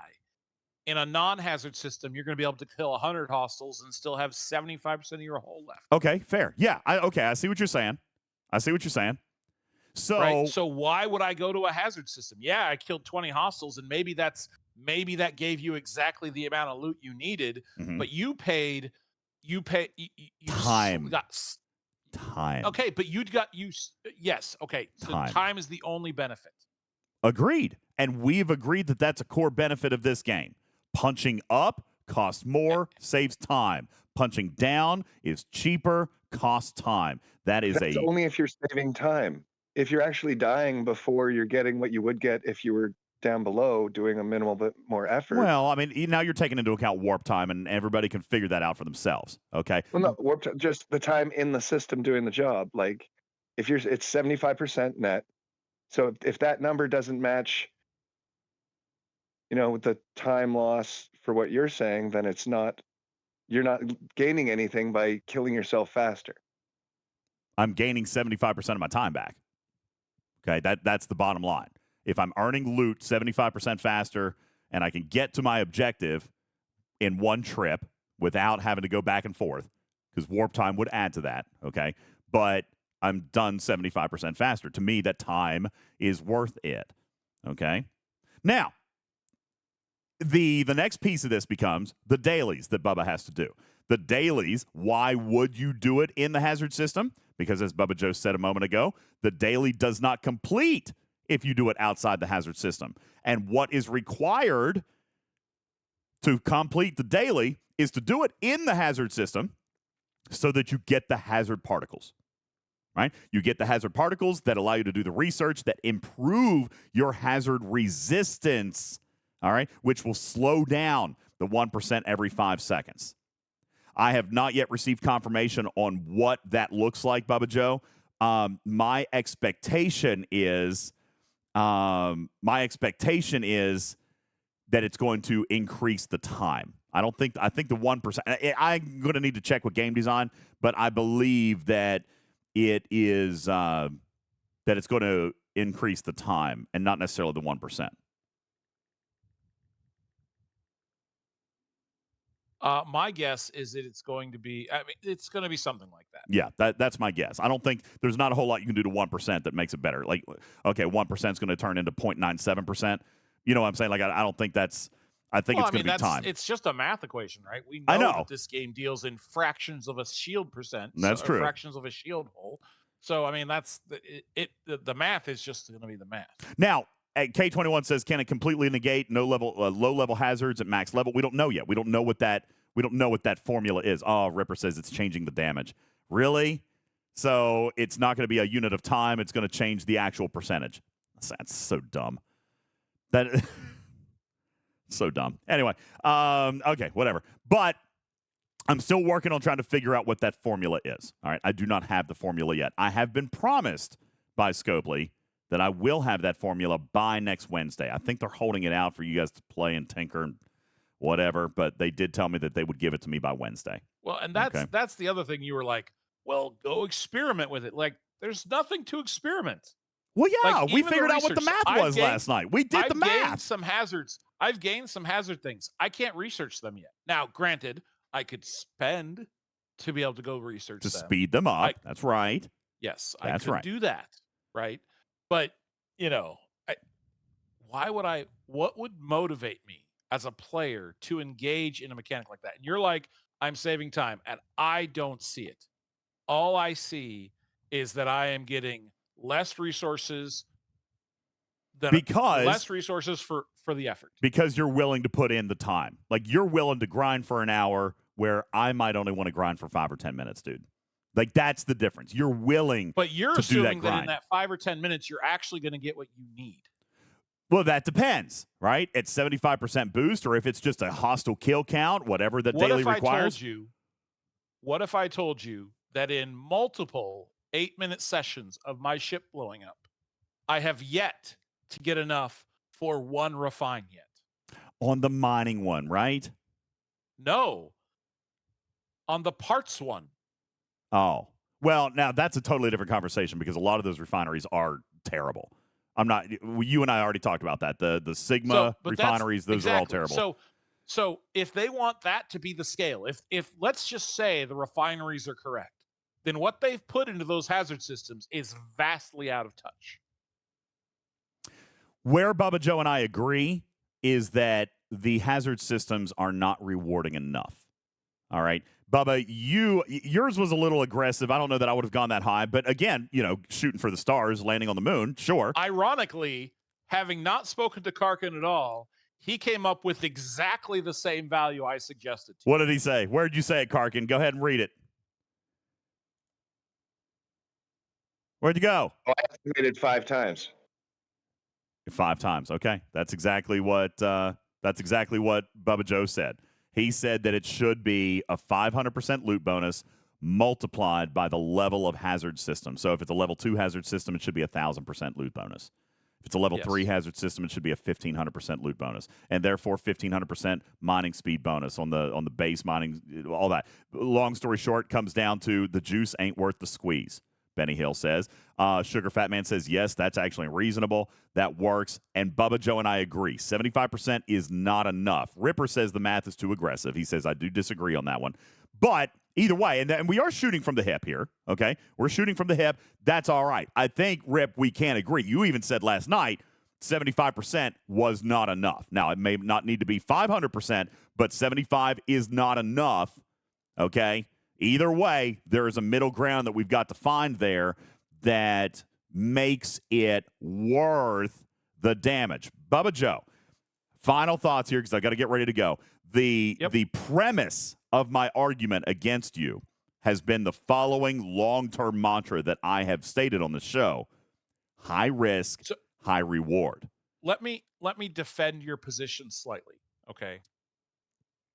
The idea of having something that requires some strategy. If they had released an exocomp with this that gave you some resistance, or they had released something that was temporary bonusing, right? Some sort of temporary bonus that you had to then think about how you were going to engage, which hazard you were going to engage with which ship, or maybe an officer that works with one hazard. And there was some sort of thing that you had to try and figure out the solution to. That might have been interesting. But to launch hazards with none of that is stupid. The only argument I've got against that, I agree that they could have put some tools out there, but those tools would, if you wanted it now, would have cost you money. Would we have happily paid that money, or would we have called it a pay-to-play mechanic or a cash grab? That's the only argument that G6 is a pay-to-play mechanic right now. I don't disagree with that, but I mean, would that have been all right? We talk about good monetization and bad, Bubba Joe. We talk about spending that feels good and spending that feels forced. I have a feeling you would have felt like that spending was forced. Well, I would not have enjoyed spending money to get a 75% loot bonus. So I think that there are flaws in both directions. Okay. So you would have, if they had sold the solution, you're saying that you would have probably just sat out the whole mechanic anyway. I might have for this sort of bonus, yes. Okay. All right, that's fair. And that brings us back. That brings us back to what we agree on is right. At least it would have been something to think about and play with and go, okay, I can see what they're trying to do here. I might wait for something to be a little bit more permanent or these percentages to be a little bit higher. Right. Exactly. And I think what we can finally, after 5 hours on this topic, we can now kind of come back to say, okay, there's a lot of emotions. There's a lot of moving parts. There's a lot that is hazards. And again, at its core, I still don't dislike it. Bubba Joe, if they had come out and the bonus was 500% per level of hazard, are you as angry about it? I mean, I'd have to see what that looks like, right? 500%. Like, so right now we talked about how many trips it would be like 80 trips for me with my G5 miner. Maybe it's only 40 trips with a G6 miner. And if that number dropped to 10, is that something that I'm like, okay, I'm willing to take that pain temporarily to start to build this hazard resistance? That would be a math that I would have to try and do. That would be math that I'd have to try and figure out on my own. Right. But I'd have to see it, right? It would have to be, is this getting me close enough to make this worth my time, to both in cost resources and time being spent. Yeah. Resources being spent, materials being spent, the time to warp there, the time to, because they're hidden, so you can't go directly to a mine. So you've got to remember, like, there's that's another big thing. The right. fog of war, the fog of war on a hazard system, that's really tough. Listen, lore-wise, it's friendly, but you need to set a timer. When was the last time we had to set a timer for this game, Bubba Joe? Okay? But honest to God, you've got April 8 minutes. Fools of 2020. That's right. You've got 8 minutes and 20 seconds of life. You send a ship there and then you forget about it, dead. You send a ship there and you get a phone call, 30% hull gone. You got to set the timer. Either that or you pay for the disco to get you there. And that's very expensive. And hope you don't get disconnected. That's right. Of course, again, one every 5 seconds. It only takes 30 seconds to reboot the game, so you've only lost 6% there. Okay. 30 seconds. Oh, I wish. I know, right? That's silly, DJ. It's usually at least 2 minutes. All right. What we can agree on here is that the juice ain't worth the squeeze, and hazards are an interesting concept, and I still would like to see them introduced throughout the rest of the game. But I do think that there are a couple of little things. And, Bubba, you said even regarding the cube earlier in the show and yesterday that if it's a loot bonus thing we're talking about here, that's probably an easy tweak. I am not saying that hazards are perfect, not by any stretch. But I like the concept of them, and I think a few simple tweaks makes this an interesting feature. I don't know that I would say that it is interesting. I would say it has the potential to be interesting. Okay. All right. And right there's where we're going to leave it. Okay. Right there's where we're going to leave it for today. I do appreciate everything. Oh, we've got battle passes to give. Okay. So there's the time. I'm going to bring it up on the screen, Bubba Joe. Here we go. We've got what did I say we were going to do? 15 battle passes? Yes. Goodness. Hey, Trader, are you ready to write these down? Here, do you want me to lock the room for a moment? Do you just want me to lock it until you get the screenshot? Okay, so I'm going to give you 30 seconds, guys. 30 seconds to get in there so that you can get entered into the contest for 15 battle passes. 30 seconds on the clock, and then I'm going to lock the room. This room will only be locked literally for like 15 minutes, okay? Just long enough I for us thought you to... said 20. No, I didn't. I said 15. I know. You shut your mouth. All right, 15. And what I'm going to do is just lock the room for like 10 minutes, just long enough for us to document the winners, and then I'll unlock it because we have more to do. As a matter of fact, Trader, I haven't shown on screen here today, but we are up to 32 total battle passes. We've given away 5 so far. So we're going to do 15 right now. So I'm going to go ahead and punch that. 1, 2, 3, 4, 5, 6, 7, 8, 9, 10, 11, 12, 13, 14, 15. For everybody, if you're not getting a response from the bot that you're enrolled in the contest, it means you've already enrolled. Yeah, that's why we added that one command, the my info. That way you can confirm it if you really want to. Okay. Yeah, like using the hash or the /spam at my info, Like it'll tell you if Doomsday you're just registered. did. Yep, just like Doomsday just did, it'll tell you if you're registered. Okay. All right, I'm going into the spam it room and we're locking it down. Locking it down right now. You can no longer send messages, and boom, pow, done. All right, so there we go, Trader. We have earned 32 battle passes. After this next couple of seconds, we will have given away 20 of those because we want them to have them early. So we still have a lot more to do. We got a lot more to give away. And you guys still have 18 more days to earn them as well. How do you earn them? By being a first-time subscription on our Patreon for the podcast, or being a first-time subscription over here on Twitch. First time, all right? So that includes gifts, primes, all that. You got to be brand new. We're trying to grow the channel. It was Bubba Joe's idea, and I like it. Even though we're spending way too much money, it's a great it's a great foundation for growing the channel. And growing the channel, we definitely have done. We are still, as of this moment, right here and now, Trader, almost 700 people in our live studio audience. Thank you guys so very much. Here we go. 15, Trader. Help me count. 1. Congratulations to Keeper. Keeper62. Congratulations to Grakdan from server 43. Wait, what just happened? It entered me for the contest. All right. Yeah, congratulations to Texas Rogue from Chaos. Congratulations to Matthew McConaughorns. Number 5 is going to be Starbase from server 8. Congratulations to you. Sweet and Psycho from server 42. I had to read Roman numerals right there. All right. 42. Congratulations, Sweet and Psycho. How many is that, Trader? That's 6 now. All right. Number 7, Sanguine Otter. Congratulations to you. Number 8 is going to be Aquila Hawk. Congratulations. Number 9 is going to go to Wardod. Oh, my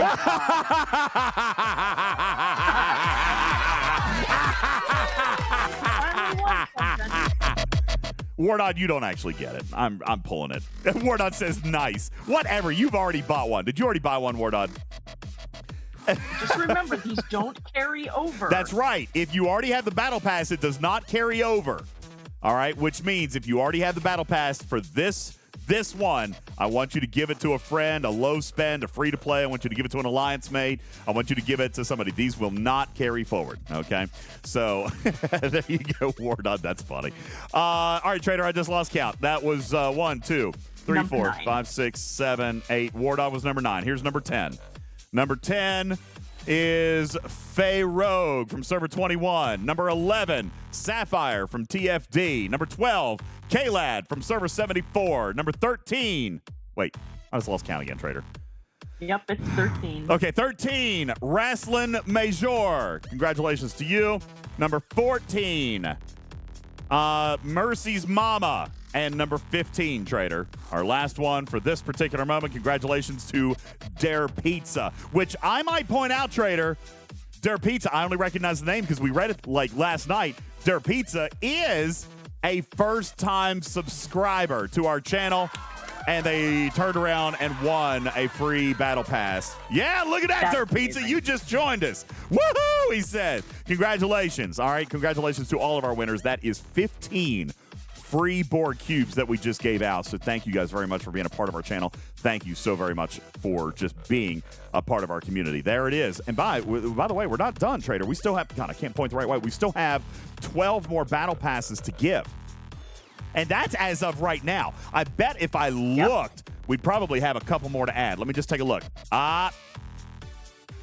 Trader. What's up to You Will Kill a Cat? You know, I feel a little bit targeted right there. You Will Kill a Cat. It's the dark name right there. Okay. Thank you for the new subscription. Right? I mean, I just got chills down my back. Okay, that's where we're at, Trader. That's the only new one. So we're up to 33. So we still have 13 more to give away, which we will try to get to over the next week or so. Do remember, there's a high degree of likelihood I'm not doing a show Sunday. I might. There will not be a traditional Twitch tomorrow, as I will be traveling, but I am going to try to broadcast to you guys a little bit while I am in Los Angeles. So we'll see how that goes. I fly out in literally like 7 or 8 hours to head to Los Angeles. So I will be keeping you guys apprised and having a lot of fun with that journey. And you guys, thank you guys so very, very much for being here on this, the inaugural episode of the November arc. Bubba Joe, final thoughts on the introduction of G6. Is this going to be content that will engage you at some point, or is this literally just garbage? So there are things that they have done that I think are okay, maybe even good. But there's a large majority of what they introduced that I think is hot garbage. All right. Trader, as someone who's been away from the game now for over a year, does G6 and the hazard mechanic interest you enough to come back? No, it doesn't. Ripper said the same thing. I was hoping it would. Yeah. I was hoping it would, but it just feels like more of the same for me, and I'm just not interested in it. All right, you hear that, Scopely? Still work to do. We're not done yet. There is still work to do. But in my opinion, I think we have the foundation for something that can be really good. I do think we have the foundation for it. Whether or not it implemented that way, clearly not. But I think the foundation is there. All right. And we're going to see if possibly Bubba Joe and I can work together with Scopely to actually make it something that you guys can enjoy. Bubba Joe, do you feel that it's worth saving? Well, I mean, are you asking me if I want a Scimitar and an Enterprise E? The answer to that is obviously yes. Okay. So you're willing to work with Scopely to make this something good? I am willing to work with Scopely to make this something good, if they're willing to actually listen and make changes. All right. That's what we need to do. And that's what we're going to be driven to do. And that's what we'll need your help, community. Your feedback matters as well. Doesn't matter what Bubba Joe and I say if everybody does the surveys and just says, oh, yeah, everything's great. Bubba Joe, that was one of the things you were frustrated with me last night. You were like, listen, don't go back and say it's good. Well, which I wouldn't do. I can say that I feel like this, but that was why this was really important. To figure out what the problems are and not have a knee-jerky reaction to it. We've got to figure that piece out, and I think we did a lot of that here today. And we've got a lot more to go. An entire generation of content has been opened in this game, and we are going to be here with you the entire way to break it down, analyze it, and get you the solutions that are necessary. My name is UltimatDJz. Thanking you guys so very much for hanging out here in our channel. Oh my God, oh my God, oh my God, oh my God, oh my God. Trader, Zoe Wren is online. Can we go raid Zoe? It's been so long. I never get to raid Zoe. All right, guys, listen, I'm gonna say thank you guys so very much for being here. Visit our website at TalkingTrekSTFC.com, TalkingTrekSTFC.com, where you can find links to our Twitch, our YouTube. Griffin's putting out stuff. Listen, we got a video. We did an event guide video for the first time in 3 months. He did an event guide video for us, so that is out there now. And we really invite you to enjoy all that stuff. Thank you for being a part of our Gold Patreon program. Thank you for the Hype Challenge. Thank you for everything. My name is UltimatDJz. I'm your friendly neighborhood cat person saying meow for now. Love you, mean it. If you are in our Twitch audience, you guys be good to my friend. We're going to go say hi to Zoe. She is a Twitch musician, not at all related to Star Trek, but if you would, go over there and just, like, rep the litter box proud over there, okay? We never get to raid into her, so it's really, really nice because we're on different sides of the world, so it'd be really, really nice. Guys, thank you so much. My name is UltimatDJz. Y'all have a great one, okay? See you later. Meow. Bye.